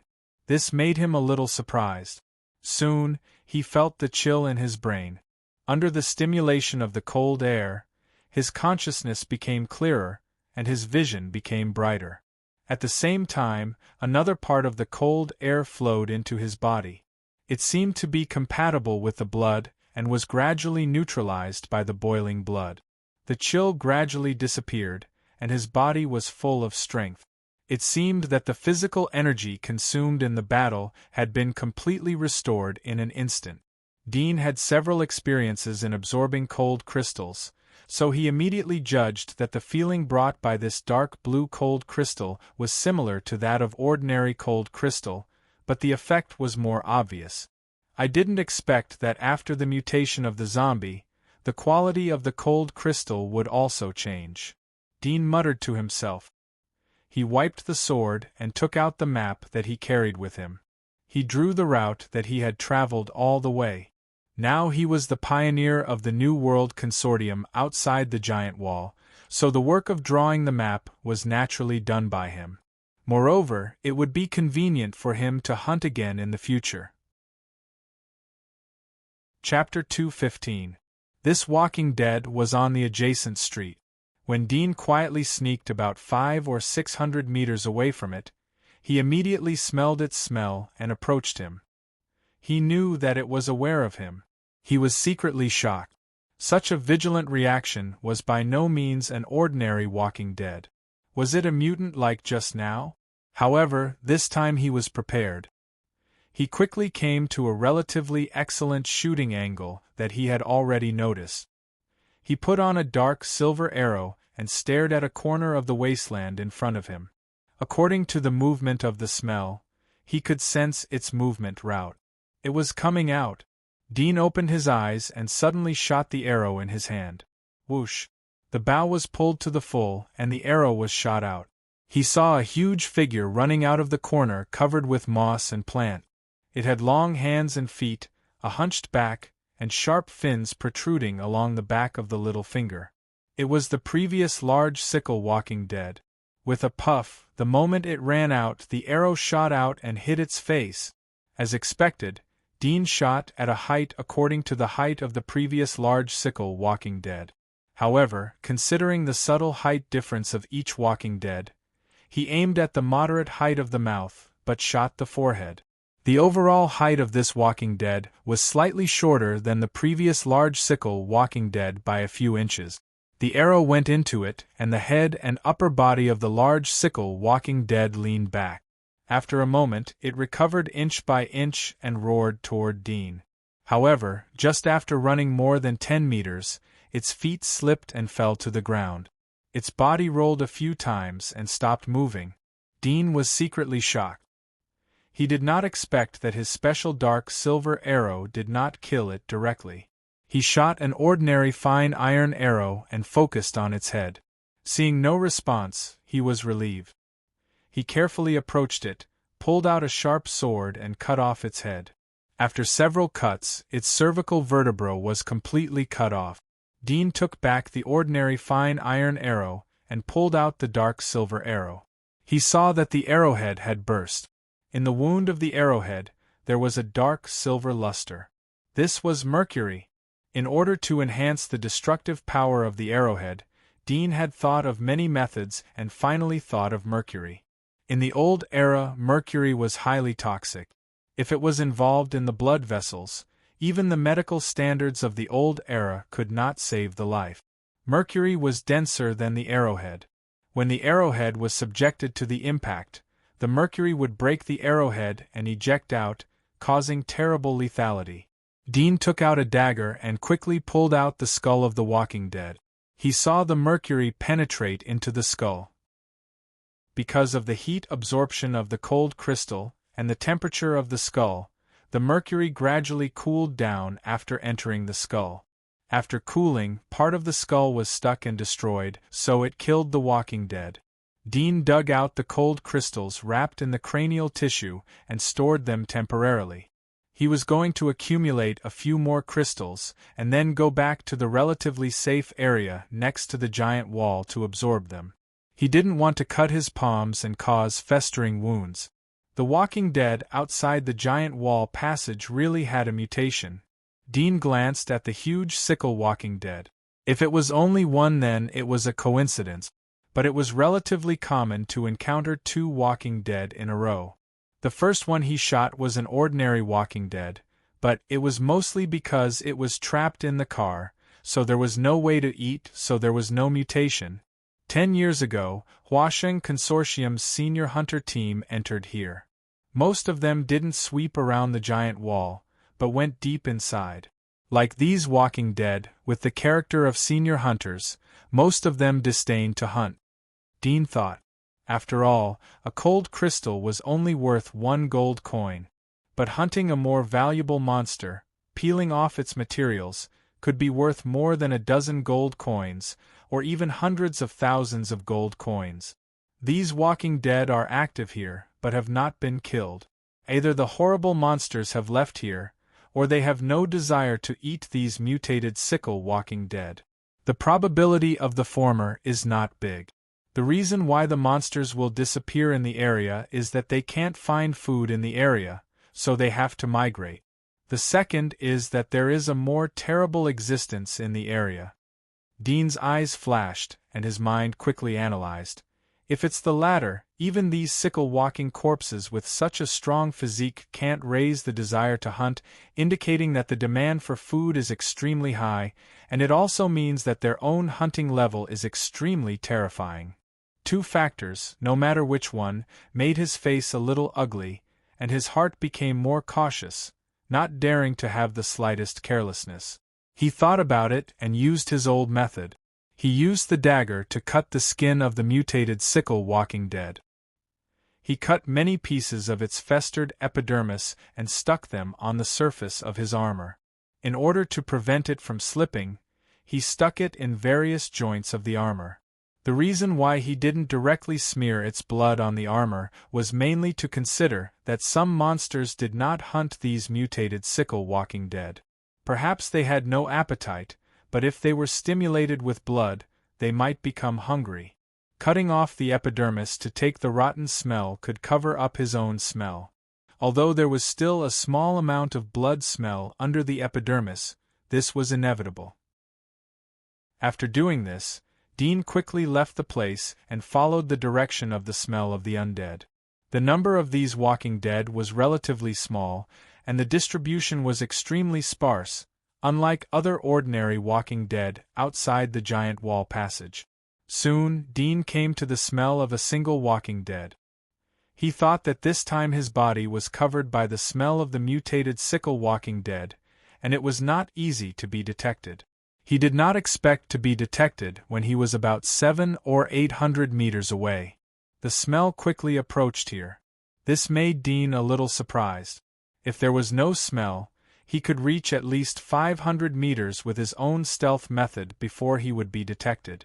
He didn't have time to think too much. He quickly pulled out the dark silver arrow, looked around, found a more suitable place to shoot, and quietly stared at the direction of the walking dead's movement. The distance of 200 meters would decide the outcome. Soon, the undead rushed out of a lush vines, with almost no clothes on its body, and a thick layer of dust on its skin. It roared and rushed toward Dean. It was a mutated sickle walking dead.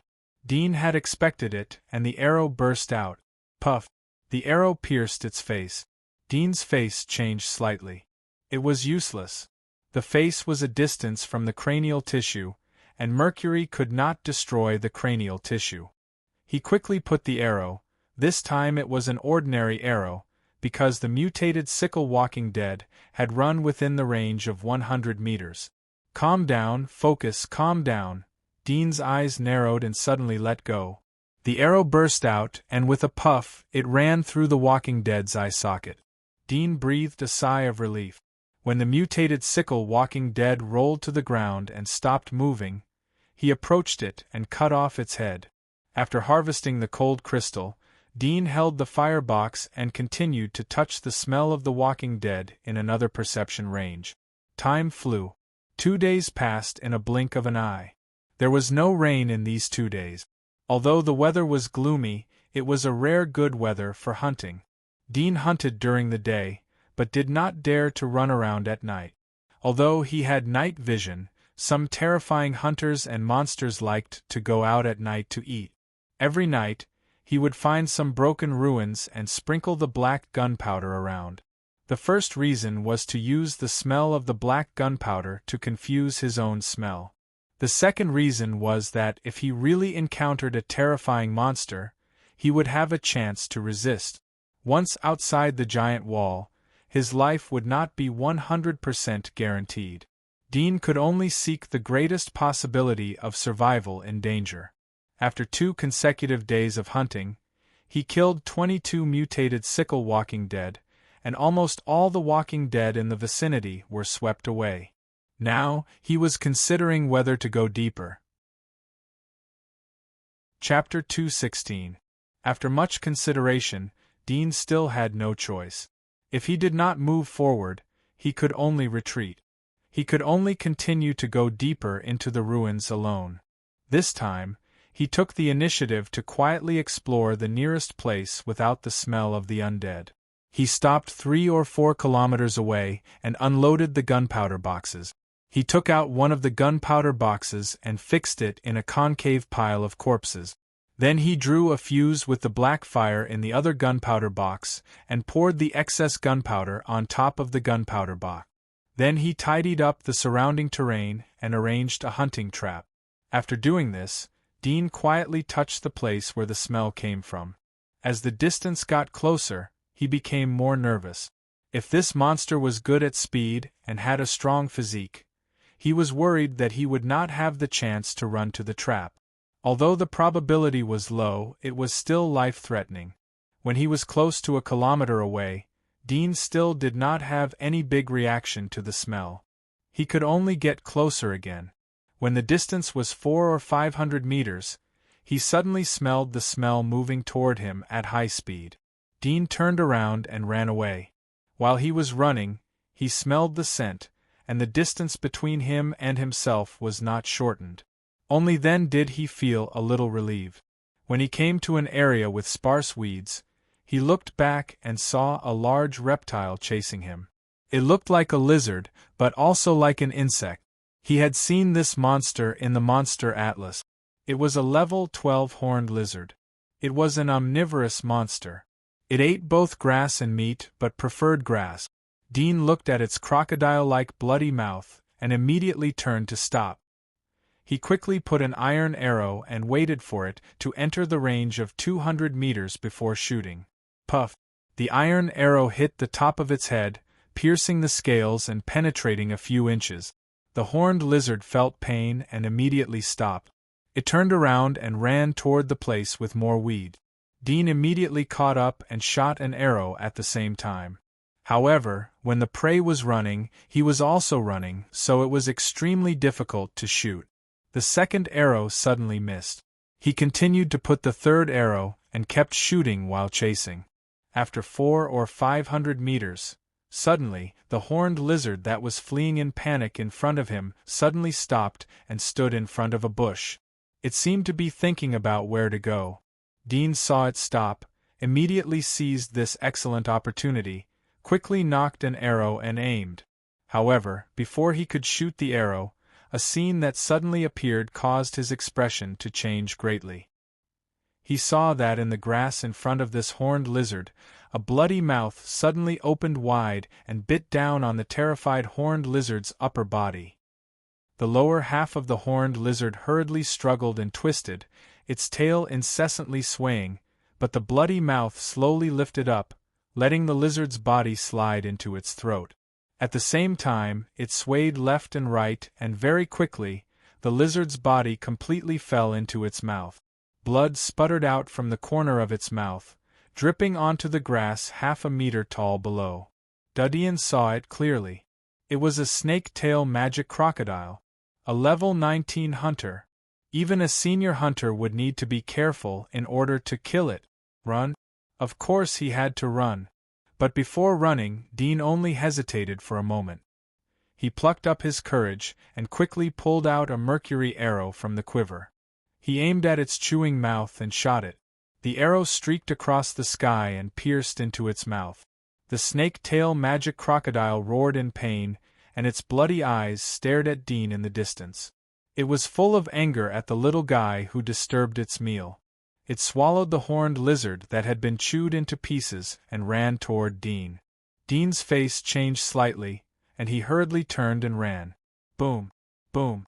Boom! The ground shook violently, and heavy footsteps were approaching from behind. Dean's face was ugly, and he ran wildly. Soon he came to a pile of rocks and weed. His figure nimbly jumped over the rocks and ran. He estimated the position of the trap in his mind.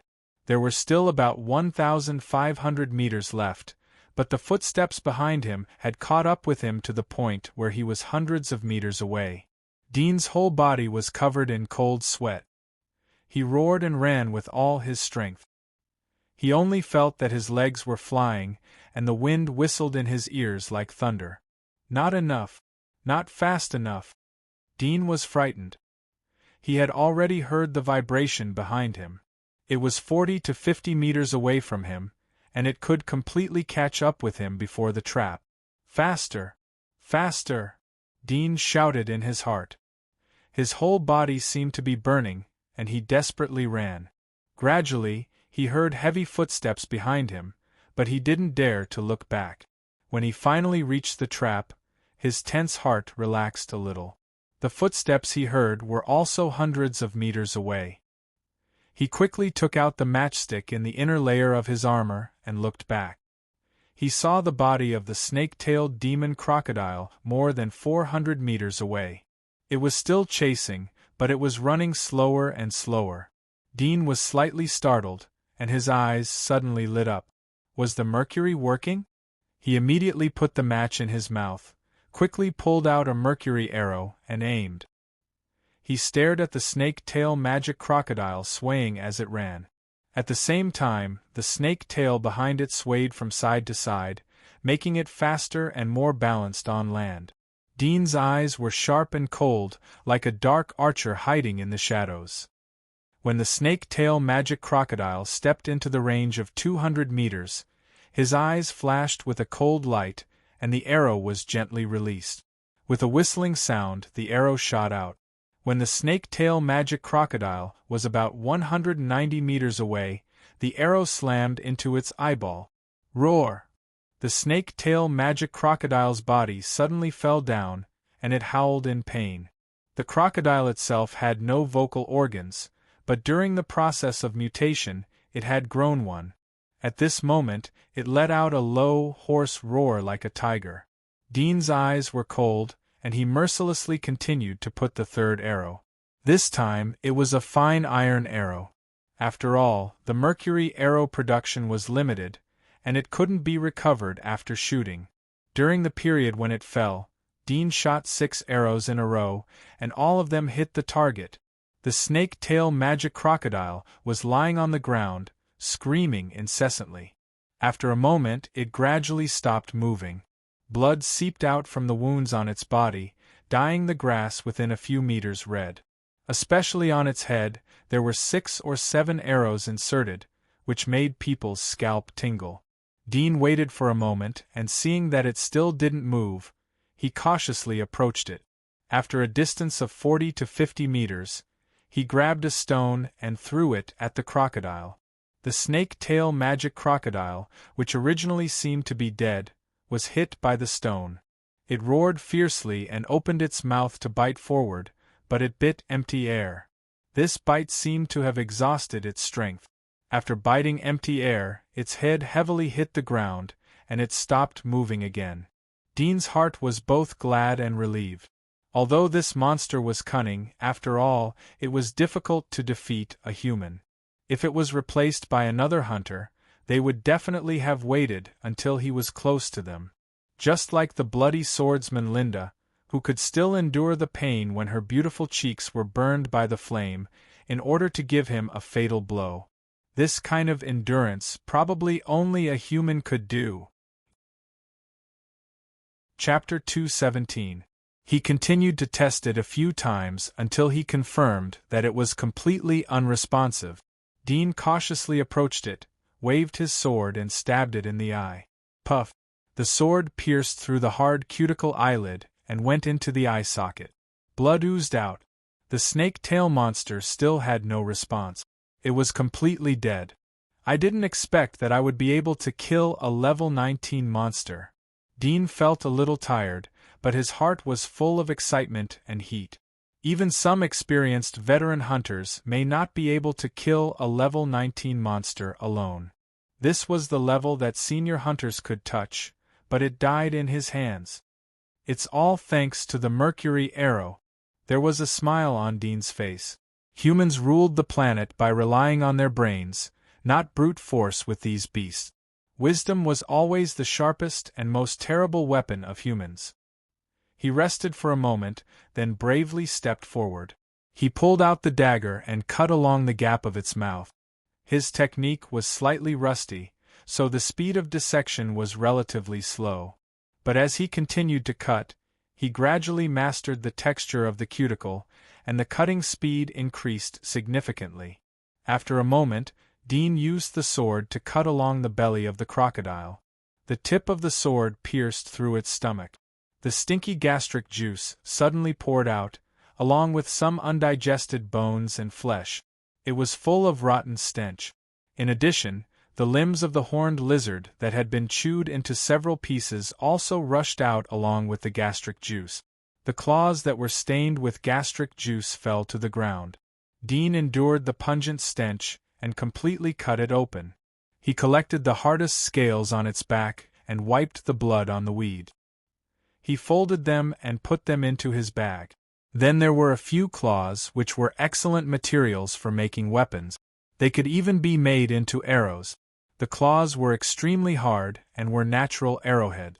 As for the horned lizard that was chewed up by the crocodile, Dean did not collect it.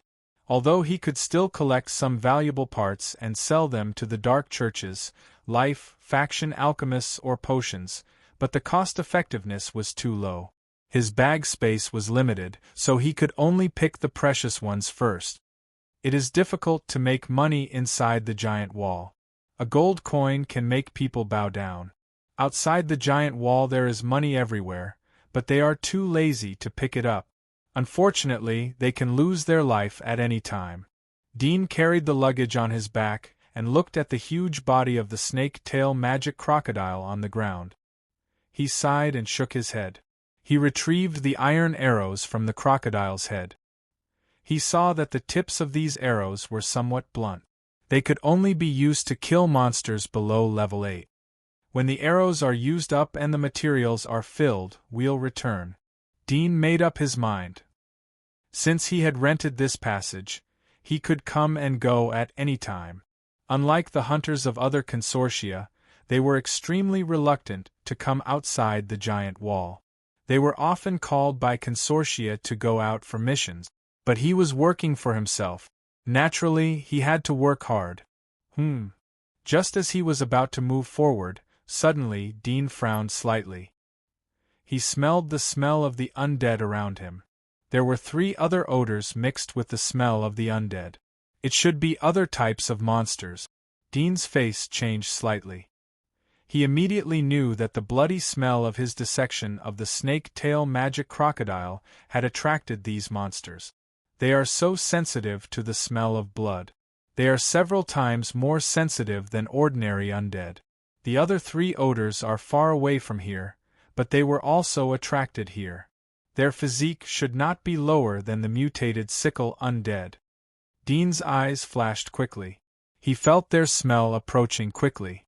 He looked back at the black powder not far away. With this box of explosives alone, he could kill at most 2 or 3 mutated sickle undead. Moreover, he needed them to be very close. If he encountered a terrible monster like the snake-tail magic crocodile, it was estimated that he could seriously injure it. After a moment of thinking, Dean immediately put away his bow and sword and threw the bag into the nearby grass. The smell of blood on the skin of the crocodile would expose him. After wiping the blood on the sword with the grass, Dean quickly turned and left. A few minutes after Dean left, the surrounding grass rustled. 4 mutated sickle undead with long hands and feet pushed the grass and ran one after another. The first undead saw the back of the snake-tail magic crocodile with a skinned back on the ground. The strong smell of blood stimulated its brain. It roared excitedly and rushed up, biting the flesh of the skin with its sharp teeth. While biting, 3 mutated sickle undead rushed up one after another. However, when several mutated sickle undead approached, they did not come forward to share the food together. Instead, they looked at each other, roared and rushed to each other. Dean, who was lying on a moss-covered crashed plane in the distance, saw this scene from a distance, and could not help but be stunned. The next moment, he saw the 4 mutated sickle undead madly attacking each other, waving their arms and biting as if they were enemies. Soon, a mutated sickle undead was beheaded by the sickle in another hand. When it just picked up the severed head and was ready to bite, another mutated sickle undead crossed its arm and cut off its head. After a while, the battle between the 4 mutated sickle undead came to an end. Only the last mutated sickle undead survived. It held the 3 heads on the ground and kept gnawing. The skin on the face, the nose, the eyeballs, the ears and other parts were all eaten. Then it opened the skull and took out the cranial tissue and ate it. The black blood oozed from the black tissue stained its mouth, and even the cold crystal in the cranial tissue was swallowed. Dean was shocked. How could these mutated sickle zombies kill each other? No wonder when he smeared the breath of the mutated sickle undead, it was noticed by the mutated sickle undead faster. It turned out that they were each other's prey, eating each other. Dean's face was ugly. Suddenly, he thought that the number of mutated sickle undead here was so small, and the distribution was so sparse? Was it because they hunted each other? Compared with the body of the snake-tail crocodile on the ground, did these mutated sickle undead prefer to eat the same kind? When he was in doubt, suddenly a low roar sounded. He saw that the walking dead that ate the 3 heads of the mutated sickle walking dead roared to the sky. At the same time, the teeth in its mouth grew a few inches like bamboo shoots and became sharper. Such rapid bone growth was incredible. In addition to the fingers, the bone scythes and sharp nails on its arms were slightly increased. Chapter 2:18. Whoosh, whoosh. When the mutated sickle zombie ate 3 of its kind, the other 3 zombies caught up one after another. The surrounding grass rustled, and suddenly a black giant rat the size of a small suckling pig jumped out. Its hair was sharp like a hedgehog. The sharp black rat head was full of dark red eyes, flashing bloodthirsty luster, and rushed to the mutated sickle zombie that had just evolved. Roar! The mutated sickle zombie noticed the black giant rat, roared and raised its hand to grab it. It immediately grabbed it and bit the head of the black giant rat. The latter screamed in pain and struggled fiercely, but it could not resist the sharp teeth biting off inch by inch. Blood spurted from its head, and soon it stopped moving. It's a multi-eyed rat. Dean was secretly shocked. It's a level 8 hunter. According to the Monster Atlas, there is a small chance that an adult blood-sucking rat can mutate into a dazzling rat. Under the corrosion of viruses and radiation, monsters would mutate at any time while their cells adapted. Once they mutated and gave birth, they would be a brand new monster, inheriting part of the habits of the monsters before they mutated, as well as new powers and preferences. For example, the ordinary blood-sucking rat was extremely sensitive to the smell of blood, but it did not have night vision. The multi-eyed rat not only had night vision, but also had dynamic vision. It could be said that it was the nemesis of hunters. It was described in the Monster Atlas that even senior hunters had less than 10% chance to shoot a prepared multi-eyed rat. It could be seen that the vision of the multi-eyed rat was strong. Most of the mutated sickle zombies here, but the multi-eyed rat did not regard them as natural enemies and avoid them. Is there something more specific to the multi-eyed rat here? Dean's eyes revealed a thoughtful look. In the 3 years of prison life, he had learned to find information from the ordinary details. Most people may be immersed in the bloody picture in front of them, but he couldn't help but think of many things. There was not much difference between monsters and beasts. One was a species bred on the earth, and the other was a new type of beast produced by the processing of viruses and radiation. It was more terrible and stronger than the original, but it still had regional characteristics, hunting habits, natural enemies, and so on. According to the Monster Atlas, the natural enemy of the multi-eyed rat is the lava snake. Its scales are like rocks, colorless and odorless. Like the crocodile, it is good at wading and hunting. The scales on its tail can open and close, exuding a bloody smell to lure prey. It is one of the most terrible stealthy monsters. The adult lava snake's hunting level is about 24 to 25. Dean's eyes flashed. Multi-eyed rat would not appear in the lava snake's territory, which meant that the probability of the lava snake lurking nearby was not high. At this time, the mutated sickle walking dead had bitten the body of the multi-eyed magic rat. Its sharp claws tore its skin and held its head tightly. Its throat was rolling as if it was drinking blood. Dean was startled. Could it be that the mutated sickle zombies really had the ability to digest? This was absolutely impossible for ordinary walking dead. It should be known that ordinary walking dead could still move even if their bellies were torn and their internal organs fell.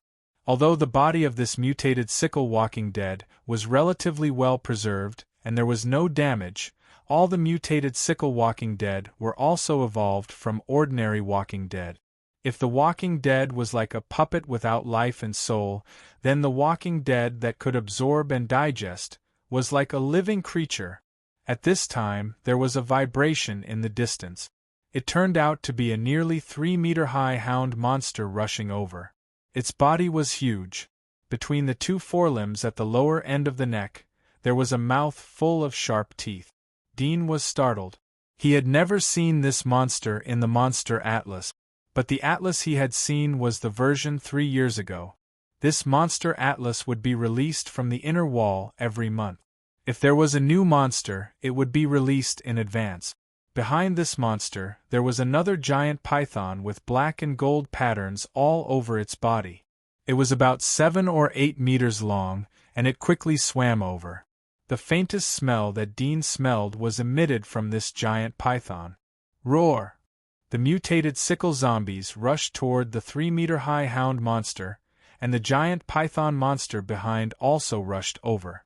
One rushed in front, the sickle on its arm crazily slashed, and the other wrapped around the tail behind. The largest hound monster roared angrily and bit the mutated sickle zombies in front of it. The mutated sickle zombies did not let it bite, but sidestepped and continued to rush. Dean's heart set off a storm as he saw this. Escape? It knew how to dodge. Could it be that it had consciousness? Dean suddenly thought of the first mutated sickle zombies he shot before. At that time, the arrow hit its face bone, but it raised its hand and pulled it out. If it was an ordinary zombie, it would not feel the pain at all, nor would it have the consciousness to pull it out. Zombies can actually evolve consciousness. Dean's body trembled slightly, and his heart was filled with great fear. No one understood what a terrible disaster this was. After a while, the hound monster finally fell. The mutated sickle zombies attacked it head-on, and it was seriously injured. One of its arms was bitten off, while the giant python monster was not injured, but it played a big role in the battle. After killing the hound monster, the giant python monster roared and rushed to the mutated sickle zombies. Its big mouth suddenly bit one of its arms, and its fangs penetrated, and venom was injected into it. The mutated sickle zombies roared and raised its broken arm, using the broken bones to poke the giant python monster. However, the giant python demonic creature's body quickly wrapped around it, strangling its body and quickly gaining the upper hand. Dean put away the shock in his heart, and a glimmer of light flashed in his eyes. This was a great opportunity. He immediately sneaked over. When he was close to the range of 200 meters, he bent down and stood in a bush, pulled out a mercury arrow and aimed. After a few seconds, he grasped a predictive moment and released the arrow. Whoosh! The arrow shot out and hit a few inches below the neck of the giant python. The purpose was not to kill it on the spot, but to seriously injure it. Otherwise, without its restraint, the mutated sickle zombies would soon pounce on him. Dean had already put the second arrow, this time aiming at the head of the mutated sickle zombies. Puff! The arrow quickly hit its target, shooting at the torn lip muscle in the corner of its mouth and penetrating into its mouth. The mutated sickle zombies lost its balance under the force of the arrow and fell down. After the pain of the arrow, the giant python tightened its entanglement. Dean put the third arrow, ready to harvest the giant python, and then deal with the mutated sickle zombies, whose combat power had been weakened by half. However, a sudden roar interrupted his fantasy plan. He saw the mutated sickle zombies fell down with a loud roar. It suddenly lowered its head and bit the head of the giant python monster. The sharp teeth pierced the scales on the head of the giant python monster. The giant python monster twisted its body in pain and tightened its entanglement, but the snake mouth spat out the arm of the mutated sickle zombies. It struggled and shook its head, trying to break away from the mouth. But when it released its mouth, the arm of the mutated sickle zombies quickly hugged its head and bit harder. The body of the giant python monster twisted wildly, driving the body of the mutated sickle zombies to roll on the ground. However, it was unknown whether the effect of mercury or the effect of the bite of the mutated sickle zombies, but the struggle of the giant python monster quickly weakened. After a while, it gradually stopped twisting, and the snake body wrapped around the mutated sickle zombies loosened softly. The mutated sickle zombies still lowered its head and bit. Dean's face changed, and he hurriedly aimed and shot an arrow. Puff! The mercury arrow hit the face of the mutated sickle zombies, but it did not hit the eyes. Although it could hit the target at a range of 200 meters, the probability of hitting a small eyeball was still a little low. The arrow in the face made the mutated sickle zombies raise its head suddenly, and its scarlet eyes quickly locked on Dean in the distance. It suddenly made an angry roar. On its forehead there was a small and sharp bump, piercing the skin and protruding to the outside of the forehead. The length was about half a finger. It was actually a very small bone horn. Dean's face changed. He did not expect that the mutated sickle zombies would mutate again, and its body shape had also changed, becoming a kind of zombies he had never seen before. He hurriedly aimed and shot the third arrow quickly. The horn on the forehead of the horned sickle zombies had just grown out, and the arrow pierced into its throat. Half of the arrow went in and cut off its voice. Chapter 219. Whoosh! The arrow was shot out. The horned sickle zombie suddenly tilted its neck, and the arrow brushed past its cheek by a few centimeters. It scratched some flesh and shot into the grass behind. Dean's pupils shrank, and he quickly shot the fifth arrow. The horned sickle zombie climbed up from the ground, but it was slow to dodge. The arrow hit its chest, and the strong force drove its body backward. Then it stabilized and pulled out the arrow backhandedly. Its scarlet eyes stared at Dean coldly, like a snake staring at a frog. It ran quickly. So fast. Dean's face changed slightly. This speed was more than half of the previous one. He quickly put the sixth arrow. When it rushed into the range of 100 meters, his eyes firmly locked on its head, and the arrow was shot out. Whoosh! The arrow was as fast as a meteor, and it hit the corner of its eye, sinking a few inches. Dean shot an arrow, didn't look at the result, hurriedly turned and ran. The horned sickle zombie roared and raised its hand to pull out the arrow from the corner of its eye. He saw that the arrowhead had burst, and there was dark silver flowing in the wound. It was the hot mercury that gushed out from the arrowhead. After running at full speed for hundreds of meters, Dean hurriedly glanced back and saw that the horned sickle zombie had been pulled away by him for hundreds of meters. He immediately grabbed the bow and arrow, put the arrow backhandedly, and aimed and released his fingers at the moment of turning around. The arrow was suddenly shot out. Although it was shot in a hurry, it did not miss. The ultra-high accuracy that he had practiced for a long time made it almost impossible to miss within the range of 100 meters. This time, it still failed to hit the eyeball, but it hit the previously injured eye socket. The horned sickle zombie screamed and pulled out the arrow. Its body twisted and ran quickly. Dean did not give it a chance to get close, and continued to run forward.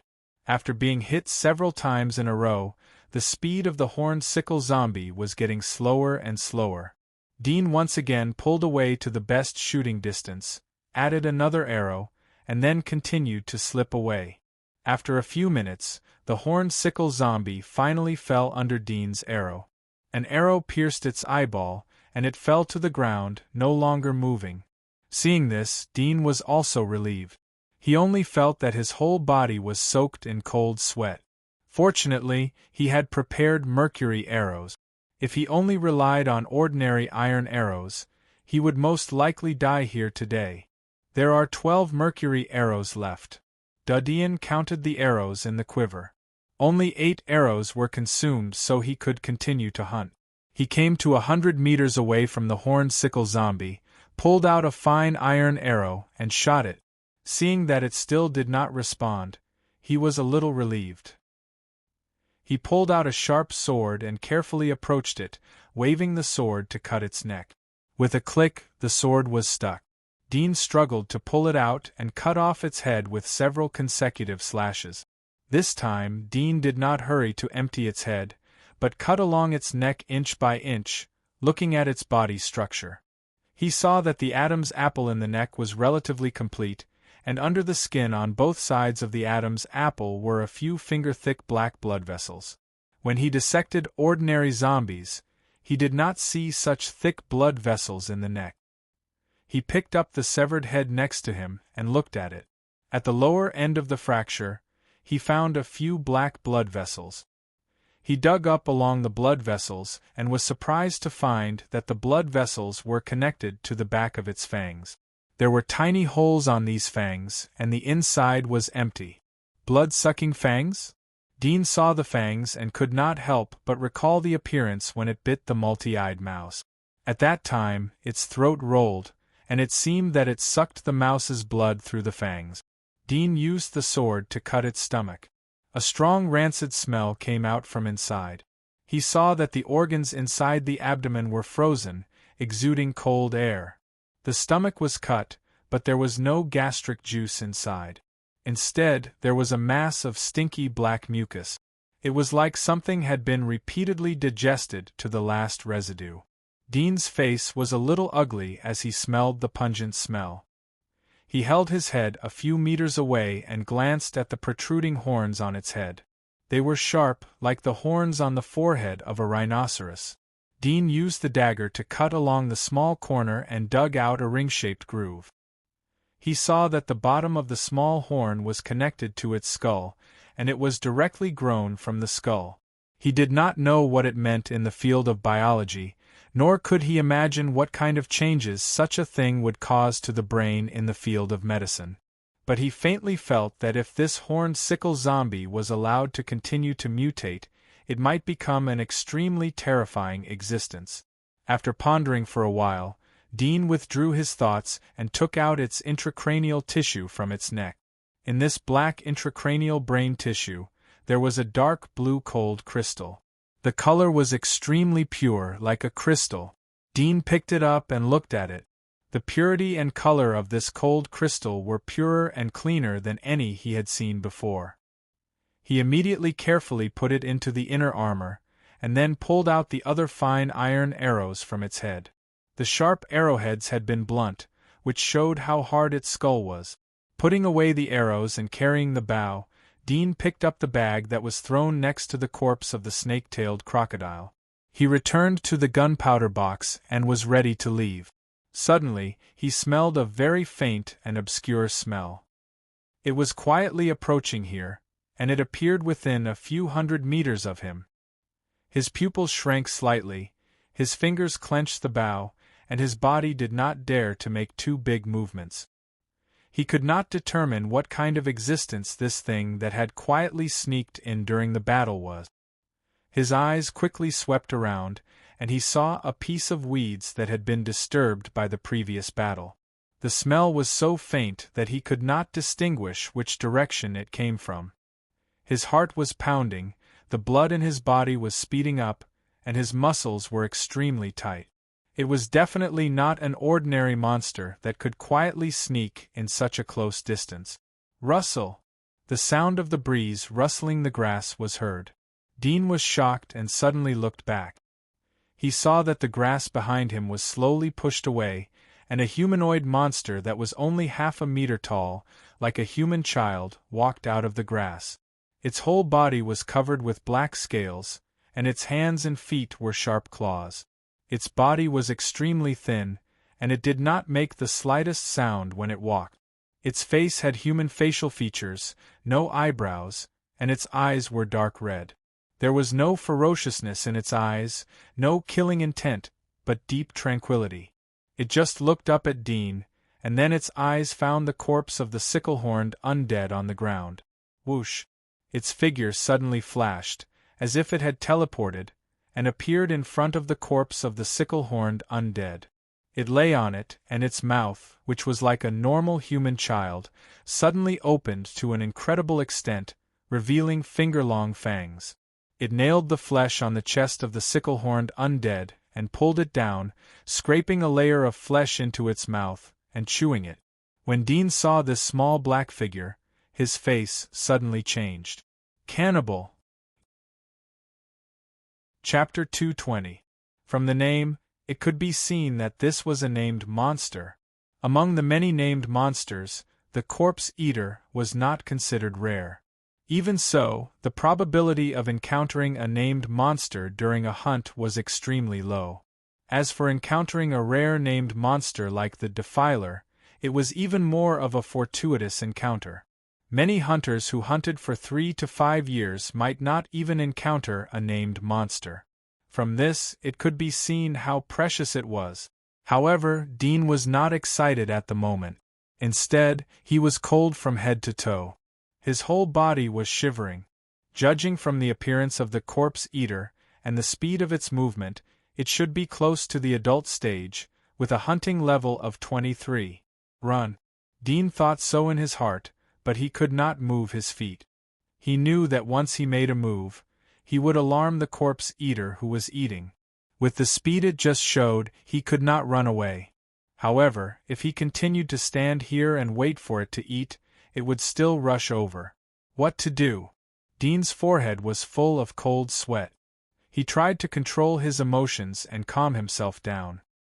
His mind was spinning fast, thinking about the information he had seen about the corpse eater. Likes: hunting zombies. Regional habits: mostly in dry places, rarely seen in swamps and other wet places. Weaknesses: eyes, abdomen. Special reminder: corpse eater is afraid of light and fire. If you ignite a flame, there is a greater chance of dispersing it. The record on the Monster Atlas was extremely brief. After all, it was a named monster. Some were hunted, but very few were caught alive. The things that could be studied were very limited. Fire. Dean thought of the match on his body. His body was tense and extremely nervous. He raised his hand little by little to touch the inside of the armor, but his eyes were fixed on the corpse eater so as not to alarm it. The corpse eater seemed to be extremely hungry. It was lying on the body of the horned sickle and buried its head in eating. It ignored Dean. Dean did not dare to be careless. His fingers touched the inner armor and took out the matchbox with his fingers. The whole movement seemed to be as long as time stood still, making him feel extremely tired. But he knew that this was just the beginning. He held the match and secretly glanced at the black gunpowder fuse on the ground, thinking about the probability of hitting the target after the match was ignited. It's too far away from the explosives. Even if it's detonated, it won't be able to hurt it. If I ignite the surrounding weeds, it will take a certain amount of time for the fire to spread. Moreover, most of the grass here contains water. It will be difficult to ignite it with a small match. It's difficult to disperse the fire. Explosives too far. I can't win a head-on battle. I can't outrun him. After racking his brains, Dean came to a conclusion, but it made his hope more uncertain, which inevitably made him a little anxious. But the past many desperate battles made him retain the last trace of reason. At this moment, he saw that the chest of the horned sickle zombie had been eaten by the ghoul, leaving only some organs in the ribs, which were grabbed and stuffed into its mouth. He knew that there was not much time left for him. Fight. He clenched his teeth and made up his mind. He quickly opened the box of matches and ignited them. He shot them at the fuse of the black fire. In order to prevent the match from going astray, he continuously shot 3 to 4 matches. Only one of them went astray. The rest all fell on the fuse of the black fire. His action also attracted the attention of the ghoul, who was eating. Its face, covered with black scales, was stained with sticky black blood, and its childlike facial features revealed a bit of ferociousness. This was a kind of ferociousness that could not be seen in the slightest human expression. Whoosh! Its figure suddenly leaped over like a black monkey, as fast as lightning. When Dean ejected the match, he had already turned around and ran without looking back. However, even if he moved first, the distance between them was more than 10 meters, and the moment the ghoul moved, it rapidly shortened. Whoosh! As Dean ran quickly, he suddenly turned around and threw the dagger in his hand, shooting it like a javelin at the chasing ghoul. The corpse eater was chasing with all its might and did not expect its prey to suddenly throw something back at it.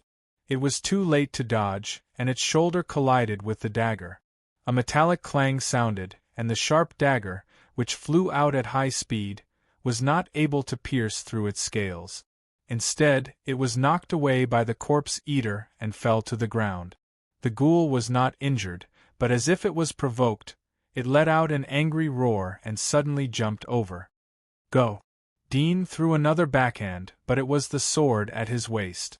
The length of this sword was much larger than the dagger, and it was thrown out and spun toward the ghoul. The ghoul happened to jump in the air. Seeing the sword sweeping over, it angrily raised its claws. The claws covered with scales slapped the blade and knocked it down. The ghoul originally wanted to jump to Dean's body, but it was slightly slowed by the resistance of the sword. At this moment of respite, Dean had already run out of the range of its attack. The ghoul fell to the ground and jumped again. The elasticity of its legs was extremely amazing. Dean saw it from the corner of his eyes, and his face was aghast. His feet slammed on the ground and his body rolled to the side. The ghoul's attack suddenly failed. It growled and quickly rushed toward Dean, who was rolling on the ground. Dean had just climbed up when he saw the ghoul rushing toward him. His face was ugly, but he did not continue to escape. With this distance of 2 or 3 meters, he would be caught by it as soon as he turned around, and it would be more dangerous to give his back to it. He took a deep breath. The short distance was wiped out in an instant. The ghoul jumped like a dexterous black monkey and rushed toward Dean's face. Dean's pupils suddenly widened, and he roared and raised his hand to grab it. At the moment when the ghoul jumped, his palm suddenly stretched out and grabbed one of its arms. At the same time, he roared and rotated his body, using the force of the ghoul's jump to throw it backward. This speed was so fast that the ghoul was caught off guard and was suddenly thrown out by Dean. With a bang, it fell to the ground. It rolled like a ball and quickly climbed up. There was no injury on its body, but its childlike facial features showed an extremely angry and ferocious expression. Its originally normal human mouth suddenly opened wide, and the muscles of its lips seemed to have extremely high elasticity, revealing a mouth full of sharp teeth like steel nails. Roar! It let out a low howl, and just as it was about to run over, a huge force suddenly pushed its body, and the rapidly expanding flames engulfed its body. Boom! A violent explosion sounded on the ground. The place where the ghoul was thrown was the place where the gunpowder box was. Although separated by 7 or 8 meters, Dean's ears were still slightly ringing from the violent explosion.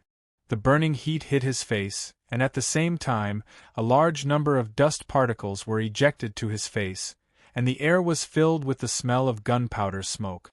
Dean's chest violently fluctuated.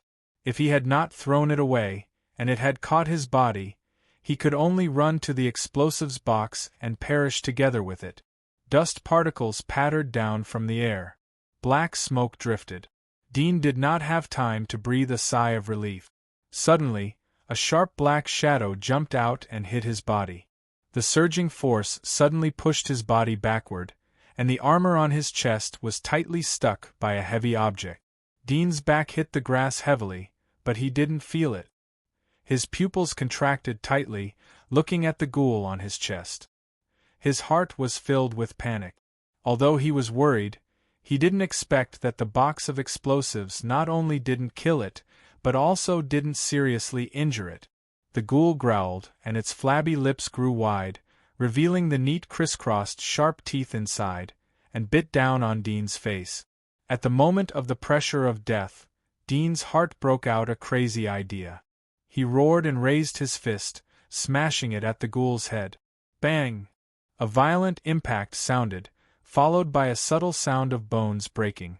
The ghoul, who was about to bite him, suddenly rolled to the side, and rolled to the ground 4 or 5 meters away. Dean's eyes were bloodshot. He turned over and climbed up, looking at the ghoul. He saw that it had fallen to the side of the ground, and was slowly climbing up, but its movement was a bit shaky, as if it was drunk, shaking its head. Seeing its state, Dean roared and rushed over. His only thought was to kill it. Only by killing it could he live. He rushed to the front of the ghoul in a few strides and kicked its head, kicking its body that had just climbed up to the ground again. He quickly grabbed one of its sharp claws and lifted its body. Although it looked like a child, it weighed about 100 or 200 pounds. He threw it to the ground heavily. He raised his foot to step on its head, stretched out his other hand, and wanted to use both hands to grab its sharp claws at the same time and tear off its claws. But as soon as he raised his other hand, his scalp went numb. He saw that the other hand was his left hand, which he could not feel. At this moment it was broken from the fist, and the bones at the wrist were cracked, piercing through the palm, and blood kept flowing. Dean suddenly sobered up, and understood why he was able to punch the ghoul before. He could not feel the strength of his left hand, and it was completely waived by his own thoughts. The power that burst out just now was far beyond the limit of his left hand, so much so that his left hand was almost crippled. While Dean was shocked, he felt that the ghoul under his feet was resisting and trying to climb up. He hurriedly raised his foot and stepped on its head, using all his strength to trample it. Bang, bang, bang. Chapter 221. Roar! The corpse eater roared, and its body burst out an amazing force. It broke free from Dean's feet, rolled on the ground and crawled a few meters away. Then it crawled on the ground like a toad. Its dark red eyes stared at Dean. There was not the slightest human emotion in its eyes. Instead, it was the coldness of prey looking at food, and a kind of beast-like anger.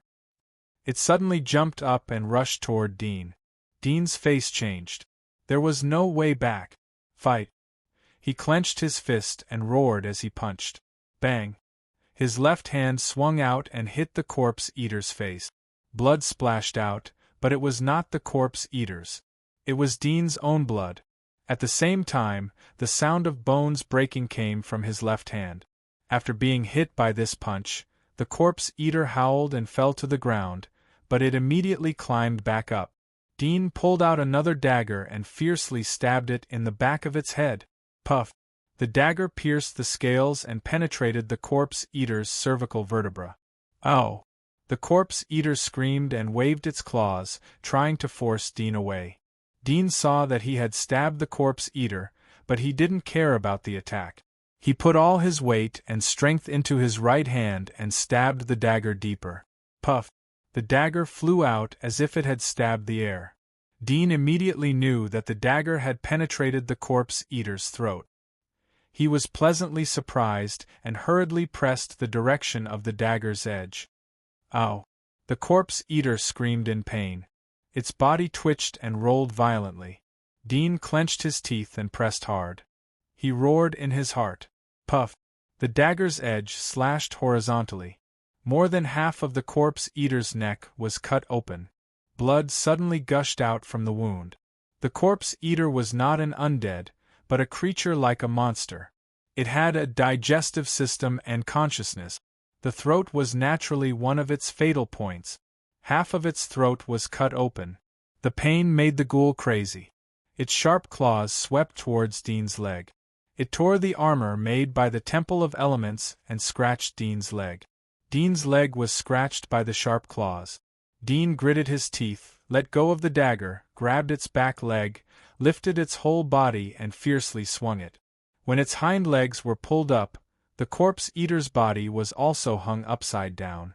As it swung, blood immediately gushed out from its throat, which was only connected to half of its skin and scales. It was like a large bowl of water being poured out, filling up the muddy puddles on the ground from the battle. The nearby weeds were also dyed red. Very soon, the strength of the corpse eater's struggle weakened, and its head hung limply on its neck, as if it would fall off at any moment. Dean dragged its body and repeatedly smashed it on the ground. After a few minutes, he felt that it did not struggle or respond at all. Moreover, the blood that was thrown out from its broken neck was in a dot shape instead of the previous splashes of ink. He gradually stopped. He saw that its body did not move, its mouth did not moan, and its claws did not move. Dean's tense body relaxed. He immediately felt that his right hand was extremely sore, and his whole body was sweating. There were also claw marks on his leg. He took a deep breath, picked up the dagger, stepped on its head, and cut it inch by inch until its head was completely cut off. Only then did he feel relieved. He threw away the dagger, sat on the ground, and gasped for breath. After a few breaths, Dean saw the blood all over the ground and immediately raised his vigilance. He immediately supported his tired body, gritted his teeth, and climbed up. He found the 2 daggers and the sword on the ground, as well as his bow, quiver, and bag. Then he searched around the nearby blood puddles on the ground. When he did not see the parasitic soul worm that was thrown out with the blood, he clamped the corpse eater's head, dragged its body, and left along the direction of the giant wall. After 7 or 8 miles away from the place where the previous battle took place, Dean finally could not hold on anymore. He found a moss-covered stone and sat down, leaning against the stone to rest. At the same time, he untied his bag, opened his food backpack, and took out some dry food and water to eat. Only then did he feel a little more physical strength, and then he continued to sit down and rest. While resting, Dean's eyes fell on the corpse of the corpse eater. There was still a bit of dreamlike feeling in his heart. A moment ago he was wandering in despair in front of the gates of hell, but the next moment he escaped and even killed this monster. A level 23 existence was actually killed by me. Dean's heart was like a dream. Even an experienced senior hunter may not be able to kill this corpse eater alone. Only a top senior hunter like Glenn had absolute certainty to kill this corpse eater. But if he encountered a level 26 Black Weaver, it would be extremely dangerous. After a moment, Dean suddenly thought of his left hand. He could not help but look at it, and his face suddenly became ugly. He saw that his left hand was broken into a horrible sight. The bones in his arm were cracked, and there were bone spurs stained with blood poking out of the flesh of his arm. This was not a minor fracture, but a comminuted fracture. Such a price! Dean's mouth slightly twitched. His scalp was numb, as if a static electricity had passed through it. He did not have time to check the parasitic soul worm in the corpse eater's body. He took out gauze from the first aid kit and pressed the bone back into the flesh of his left hand. While pinching his arm, he felt that there were fragments of bone in the flesh, which made his face more and more ugly. When the surface of his left hand looked similar to a normal arm, he bit one end of the gauze and quickly wrapped it around his left hand. At this time, the loss of the sense of touch in his left hand helped him. At least he did not need to inject anesthetic, otherwise this severe pain would have made him faint.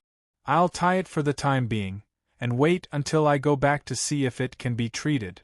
Dean slightly gritted his teeth. Although compared to saving his life, paying an arm was nothing. Which hunter did not have some injuries? But when he thought that he would be a one-armed disabled person in the future, it was still difficult to restrain the anger in his heart. If he could exchange it, even if it was 10 corpse eater, he would be willing. However, thinking about it was just thinking about it. At this point, he only hoped that the medical technology inside the giant wall could cure his arm, and also hoped that his arm was not as serious as it seemed. After resting for a while on the stone, Dean recovered some strength. He glanced at the head of the corpse eater at his feet, and his face was gloomy. He lifted it up and looked from the cut on the neck, only to see some flesh and blood tissue. He immediately took out a dagger and pierced it, fiddling with some intracranial tissue. Very soon, he saw a wriggling blood-colored bug in the crevice of one of the brain tissues that had fallen out. Its body was chubby and extremely flexible. The parasitic soul worm of the corpse eater. Dean looked at the worm, his eyes flashing, and raised his hand to pinch it. Chapter 222. Dean naturally wouldn't let it succeed. He rubbed his fingers and rubbed out the part of its body that had penetrated into his fingers. There was no blood or wound on his fingers. "If I bring it back to the giant wall and hand it over to the Holy Church, the value of the parasitic soul worm would be about 50,000 to 80,000 gold coins. although it's not a rare monster, but it's a relatively precious existence among the ordinary monsters. It's the same level as Glenn's ghost eye magic mark. Dean's eyes revealed a thoughtful look. According to the Monster Atlas, the primary ability of the magic mark is to resist the undead virus and eat the undead. In the Monster Atlas, most of the records about the abilities of the monster stayed at the primary level. As for what kind of ability would appear after the second evolution, it was unknown. If he got the magic mark and had the physique of light, then the hunting time outside the giant wall would be extended indefinitely. He could hunt the undead as food to supplement himself when he was thirsty and hungry. Moreover, he could be immune to the virus in the undead, which meant that he would be more resistant to other plague diseases. Even for hunters, there was a chance of dying from the Black Death during the second season of the Black Death. If I let it drill into my body, it will immediately climb to the corpse of the parasitic soul worm on my chest. It will occupy the magpie's nest, which is equivalent to replacing the magic mark of the parasitic soul worm. When Glenn hunted the Black Weaver, she directly let the parasitic soul worm in the Black Weaver's blood occupy her magic mark. It's not so much a magic mark as a nest built by the corpse of the soul worm. Dean's eyes flashed as he recalled the words of the young instructor who had taught him archery. If you want to stimulate the potential of the magic mark for the second time, you must use the blood of other parasitic soul worms for baptism. Although it was called baptism, it was not to directly smear its blood on the magic mark on the chest. Instead, it was to extract its blood and inject it into the magic mark with a syringe. The impurities would be eliminated, and the remaining cells would moisturize the magic mark so that the magic mark would transform again. Dean didn't intend to bring the magic mark back to the giant wall. In that case, it would first be handed over to the Holy Church for evaluation. Then it would be converted according to gold coins and a certain fee would be collected. This was also one of the terms of the contract for the Holy Church to lease the giant wall. All the things brought back by the consortium must be handed over to the border tax. Moreover, Dean guessed that the other consortiums would soon get the news once the monster was brought back. At present, the situation inside the giant wall was that the consortiums were watching each other. They were waiting for them to go bankrupt. They were waiting for them to die outside the giant wall. At that time, there would be no hunters. They could easily monopolize the Ryan family's industry. They could only rely on their capital. If these consortiums knew that not only did he return, but he also brought out a named demon from the tunnel of death, they would most likely have some ideas and even think of a way to occupy this tunnel. Dean looked at the twisting magic mark in his hand. After a moment of silence, he put it into a box. He used a dagger to cut off part of the flesh of the corpse eater and put it into the box. Then he closed the box and left a small gap for the air to breathe. Injection container. Dean's eyes swept around. The old products outside the giant wall had long turned into dust. Naturally, he couldn't find any syringes or syringes.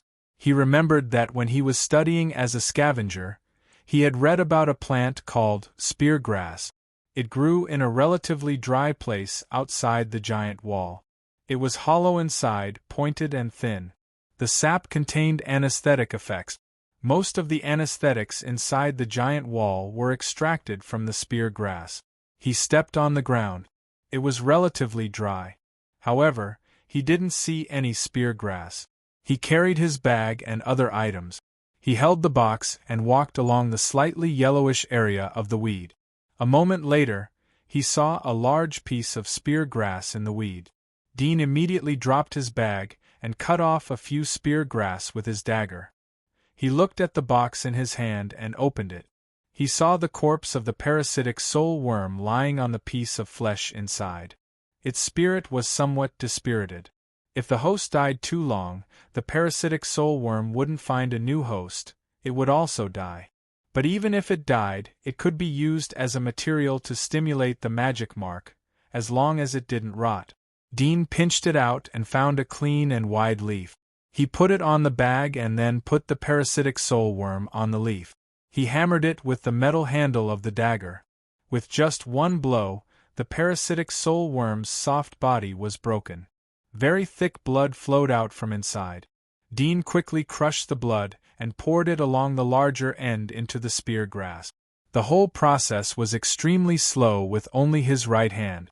When all the blood was poured into the spear grass, he took off the hunter's armor, revealing his pale chest. He saw a dark blood-like tissue in the middle of his chest. He was a little nervous. He took a deep breath, pinched the tip of the spear grass, and gently pierced it into the raised blood vessel-like magic mark. The sharp pain suddenly pierced Dean's nerve. The sharp pain made him feel like his scalp was going to explode. This magic mark was extremely weak and fatal. He didn't dare to pierce too deep. Otherwise, if he pierced through the magic mark, it would be equivalent to suicide. When the spear grass was a little bit deep, he immediately put the tip in his mouth, puffed his cheeks, and blew hard. The air squeezed the parasitic soul worm's corpse pulp inside and injected it along the sharp tip into the blood vessel-like magic mark. Dean felt as if something foreign had entered his heart. This feeling was extremely strange and painful. He was sweating and pushing the corpse pulp inside little by little into the magic mark. After pushing out more than half, he felt that there was some air leaking. He pulled out the spear grass and saw that there was only some skin inside, but the thick blood was gone. Dean looked down at the magic mark. The small hole that was pierced by the spear grass had healed. The adhesion was extremely amazing. He could still feel the bursts of pain from the magic mark, as well as the cold and hot feeling. This feeling was extremely strange, as if it was wrapped in a few pieces of freezing ice, but it was burning. He couldn't tell whether it was too cold or too hot. Dean was tired. He leaned on the bag to rest. As time passed, the pain from the magic mark on his chest gradually subsided. Instead, it was filled with a very hot feeling, as if there was magma flowing inside. He gently touched it with his fingers. It was scalding hot. When he injected the corpse of the ghoul, the magic mark had swelled to its fullest, but now it was shrinking little by little, as if it was digesting. Dean felt extremely uncomfortable. Bursts of sleepiness hit his mind. He shook his head, braced up his spirit, picked up the bag, and returned to the direction of the giant wall. However, he had only taken a few steps when a strong drowsiness completely overwhelmed him. Although he knew that this was the wilderness and it was extremely dangerous, it was still difficult for him to resist the drowsiness that was like a landslide or a tsunami. He weakly sat on the ground and fainted. Dean didn't know how much time had passed, but he was awakened by the cold wind. He hadn't opened his eyes when he suddenly woke up. He quickly opened his eyes and saw red clouds hanging in the sky. A giant sun was setting in the west. It was dusk. Dean hurriedly sniffed around. He immediately smelled two strange odors in the place where the previous battle took place. It should be the smell of blood that had attracted the monsters. Cold sweat broke out on his back. He secretly rejoiced. If the monsters had come close to him while he was asleep, then he would have been completely finished. Fortunately, the smell of blood covered his smell, so he didn't encounter any danger. Then he thought of the magic mark on his chest. He quickly looked down and was a little surprised. He saw that the blood vessels of the magic mark had returned to its usual saturation state, but the length was a third longer than before. Previously it was only half the length of a pinky finger, but now it was the length of two pinky fingers. Dean reached out his hand and touched it. He didn't feel any pain. Instead, he felt that his fingers were very cold. He immediately put on the hunter's armor. Seeing that the night was coming, he immediately picked up the bag and turned to leave. When the sky was completely dark, Dean had returned to the ruins that he had previously cleaned. He hid in the basement of a collapsed building which was covered with moss. It was full of dust and vines. He casually cleaned a place and sat down. He picked up dry firewood along the way and burned it into a fire. The warm flame baked his body and dispelled some of the chill. Chapter 223. The potential of the magic mark has been stimulated, but my sense of smell doesn't seem to improve. Dean's eyes flashed slightly. When he was a primary hunter, his magic mark had 3 abilities. The first was super sense of smell, the second was dark vision, and the third was the ability to digest cold crystals. Compared to the ghoul magic mark, there was one more ability. Perhaps this was the advantage of the rare magic mark. I don't know if I got a new ability or if the previous ability was strengthened. Dean was nervous and looking forward to it. If it was a new ability, he needed to verify it one by one to know what it was. Just like the resistance to the undead virus in the ghoul magic mark. If he hadn't been bitten by an undead, he naturally wouldn't know that he had this ability. He immediately sank his heart and captured the smell around him. Soon he determined that his sense of smell had not been strengthened. Although there was some improvement compared to the previous one, but the extent should be caused by the physical enhancement. It must be known that the effect of the ability enhancement was usually doubled. Excluding the sense of smell, the verification of the dark vision was even simpler. He just looked at the dark corner and felt that his vision was no different from before. It could be seen that both of them had not been strengthened. The only thing left is to digest the cold crystals. Dean immediately took out the cold crystals that he had hunted in the past 2 days. Including the cold crystals from the horned sickle zombie, there were a total of 25 cold crystals. All of them were stored in a small metal box. The metal box seemed to be frozen. 23 cold crystals were absorbing the heat inside. When the box was opened, a thin white cold air floated out. Dean's eyes swept the box and picked out a small cold crystal. It came from the skull of a juvenile sickle zombie. He glanced at his left hand, which was wrapped in white bandages. He hesitated. He didn't know if his left hand could absorb the cold crystal. After hesitating again and again, he chose his right hand. Last time, his left hand was covered with cold crystals because of excessive absorption. This time, there should be no problem if he only absorbed one. He bit his finger and blood flowed out. Then he pressed his finger on the cold crystal. Soon, the cold crystal exuded an amazing cold air. It almost froze his palm. The hard cold crystal quickly softened under his finger. Like mucus, it flowed into the wound and quickly disappeared. Dean only felt a cold liquid quickly crawling along the blood vessels in his arm over his shoulder, flowing back to his heart along the winding route. At that moment, his heart was so cold that it throbbed fiercely, and his whole body could not help but shiver. The next moment, the cold feeling started from his heart, flowed along several arteries to the forked blood vessels, and spread all over his body. The cold feeling filled his body, and his body temperature dropped rapidly. When the cold reached the limit of endurance, a boiling heat suddenly gushed out from all parts of his body. In this extreme cold, Dean's senses couldn't distinguish whether it was cold or hot. But very quickly, he felt a boiling heat spread throughout his body like a volcano eruption. The extreme alternating of hot and cold made him feel as if his blood was boiling and bursting, filled with exuberant strength, as if there were countless muscles twisting and growing in his arms. What a strong effect! Dean was shocked. This was the first time he absorbed the cold crystal of a mutated sickle zombie. He didn't expect the effect to be so significant. Not only his tired energy was restored, but his body was full of power. In the past, he had absorbed more than 10 ordinary walking corpses' cold crystals, but the effect wasn't as strong as it was now. After a while, the feeling of blood boiling gradually calmed down. Dean was not satisfied. Looking at the remaining cold crystals, he wanted to grab another one to absorb. But thinking of the fate of his left hand, he held back. If his right hand also lost consciousness, it would be extremely inconvenient to do things in the future. This was the case in the battle with the ghoul.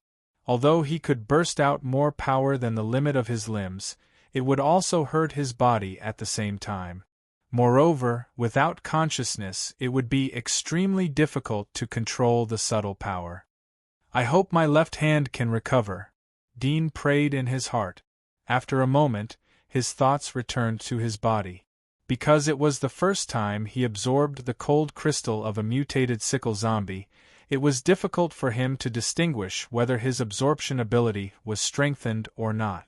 If it was an ordinary cold crystal, he could distinguish it, because he was not sure whether the previous strong effect was caused by the absorption ability or the difference of the cold crystal itself.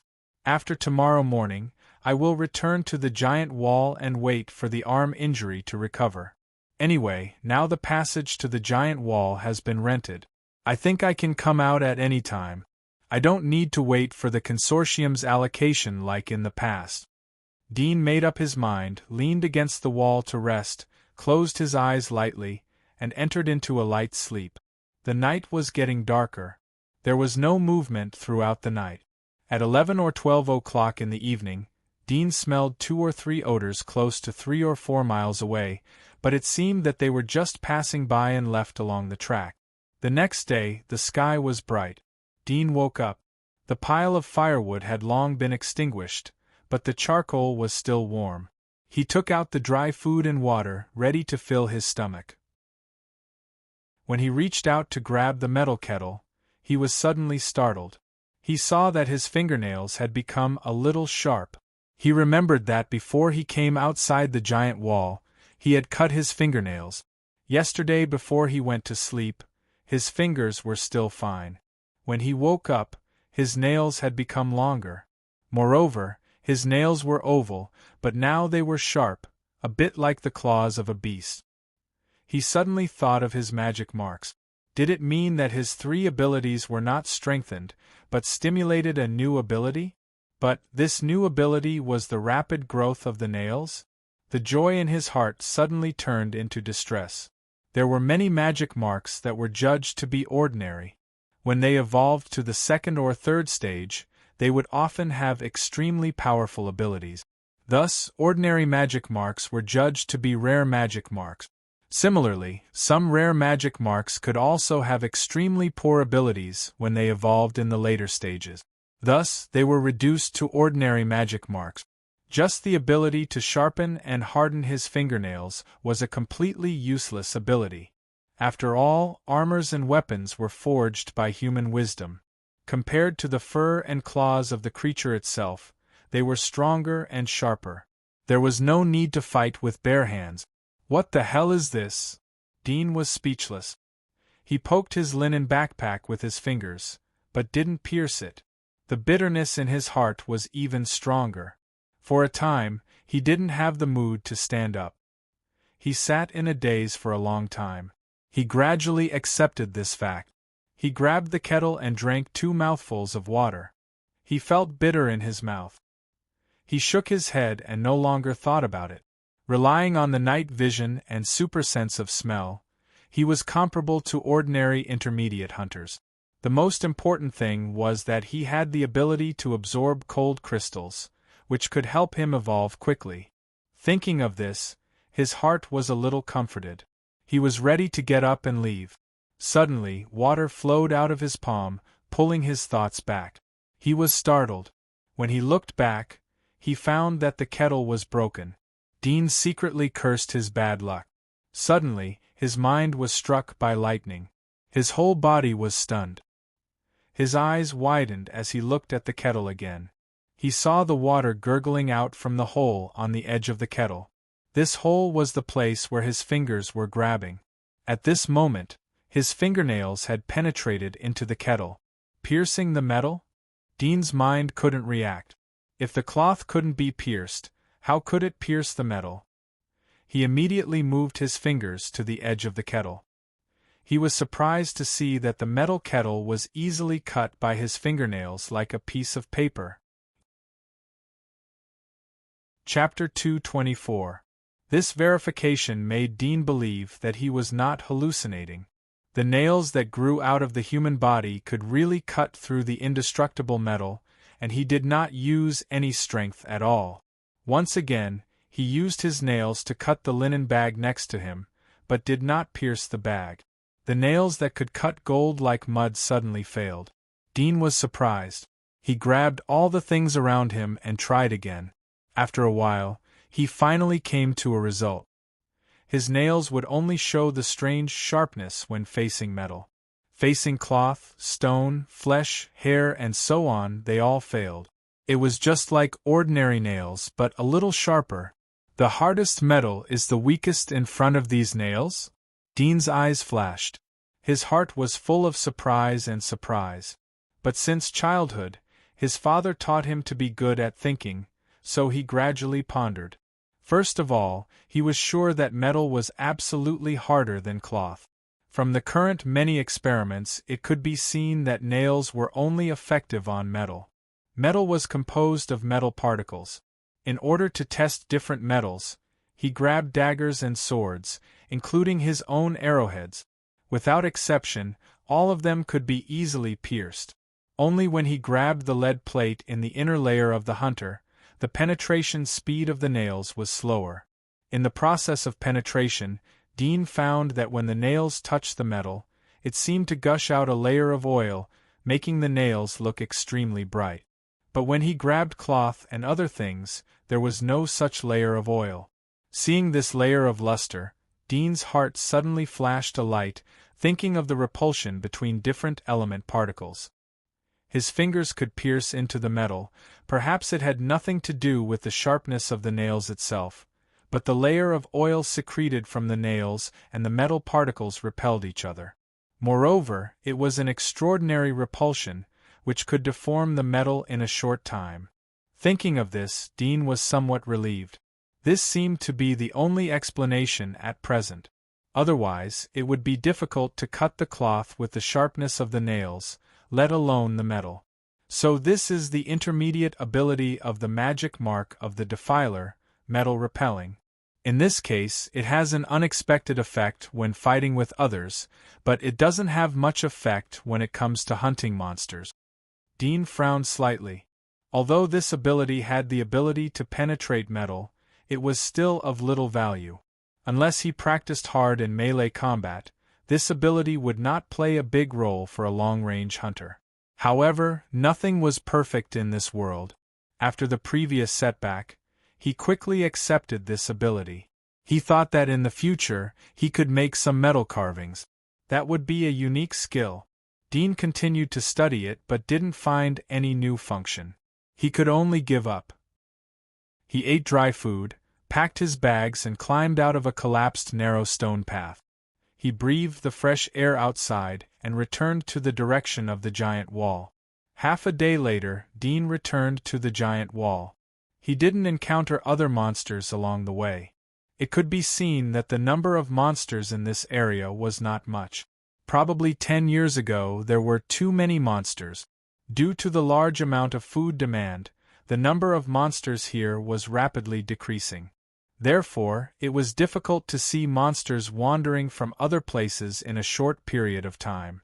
Looking at the towering giant wall, Dean sighed deeply. He came to the entrance. Because the giant wall blocked the light, there was less sunlight. The plants were much sparser than in the distance. 10 boxes of gunpowder were piled up on the giant wall behind the entrance. They were covered with tarpaulin.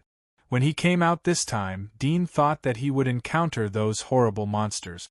He would use these explosives to make traps to hunt them. Now it seemed that this plan could only be temporarily shelved. The next time his body recovered, he would go deeper into the outer edge of the area. It was estimated that he would use these gunpowder. Moreover, this time the ghoul was blown up by a box of gunpowder, but its body was only slightly injured. This also gave him a more intuitive feeling about the defensive power of these monsters and the power of gunpowder. If he encountered some extremely horrible monsters, perhaps these 10 boxes of explosives alone may not be able to kill them. The next time I come, I will continue to bring more. Dean thought in his heart. Now that he was the only one in and out of this passage, it didn't matter if the gunpowder was stored here. His eyes swept through the grass and found the place where the key was buried. He took out the key and opened the huge iron lock of the passage. He untied the thumb-thick iron chain and lifted the passage. Looking at the dark passage, Dean's heart suddenly moved. He closed the passage and turned to the nearby gunpowder storage. He took out 20 of the remaining 24 cold crystals in his bag, especially the cold crystal of the horned sickle zombie. Only 4 cold crystals were left in the bag. After doing this, Dean opened the passage again. He went down the dark steps and slowly closed the huge iron door. He wrapped the thick chain in the convex ring of the iron door and locked it. Along the long passage back to the wall, Dean saw 2 Knights of Light who were guarding outside the passage. The 2 heard the movement and turned around alertly. They immediately saw Dean, who was carrying a backpack. One of them immediately said, "Please stop, don't move." Dean stood at the entrance of the passage. The other Knight of Light looked at him, took out a whistle from his bosom, and blew it. A moment later, a messenger crow flew over from afar. The Radiant Knight took out something from his bosom and tied it to the Black Crow's leg before releasing it. Dean knew that they were going to inform the security office, so he sat on the ground and waited quietly. Seeing his arrogance, the 2 of them revealed an indistinct look of loathing in their eyes and focused all their attention on guarding against him. After a moment, a team of cavalry came. All of them were wearing bright silver armor. Only 2 of them were wearing official Knight of Light armors. The rest were squires. There was a huge carriage in the middle of the cavalry. It was made of steel and was extremely strong. Dean suddenly thought that if his nails had such ability before he went to prison, then perhaps it would be easier to escape from the prison. "Get in the carriage," one of the Knights of Light said to Dudian in a deep voice. His eyes under the silver helmet stared at Dudian coldly.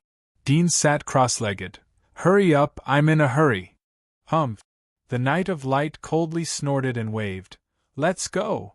The caravan turned around and drove back the way they came. You're tuning in to the Phoenix Knights YouTube channel. Don't forget to subscribe and join us on this journey to catch the most captivating stories.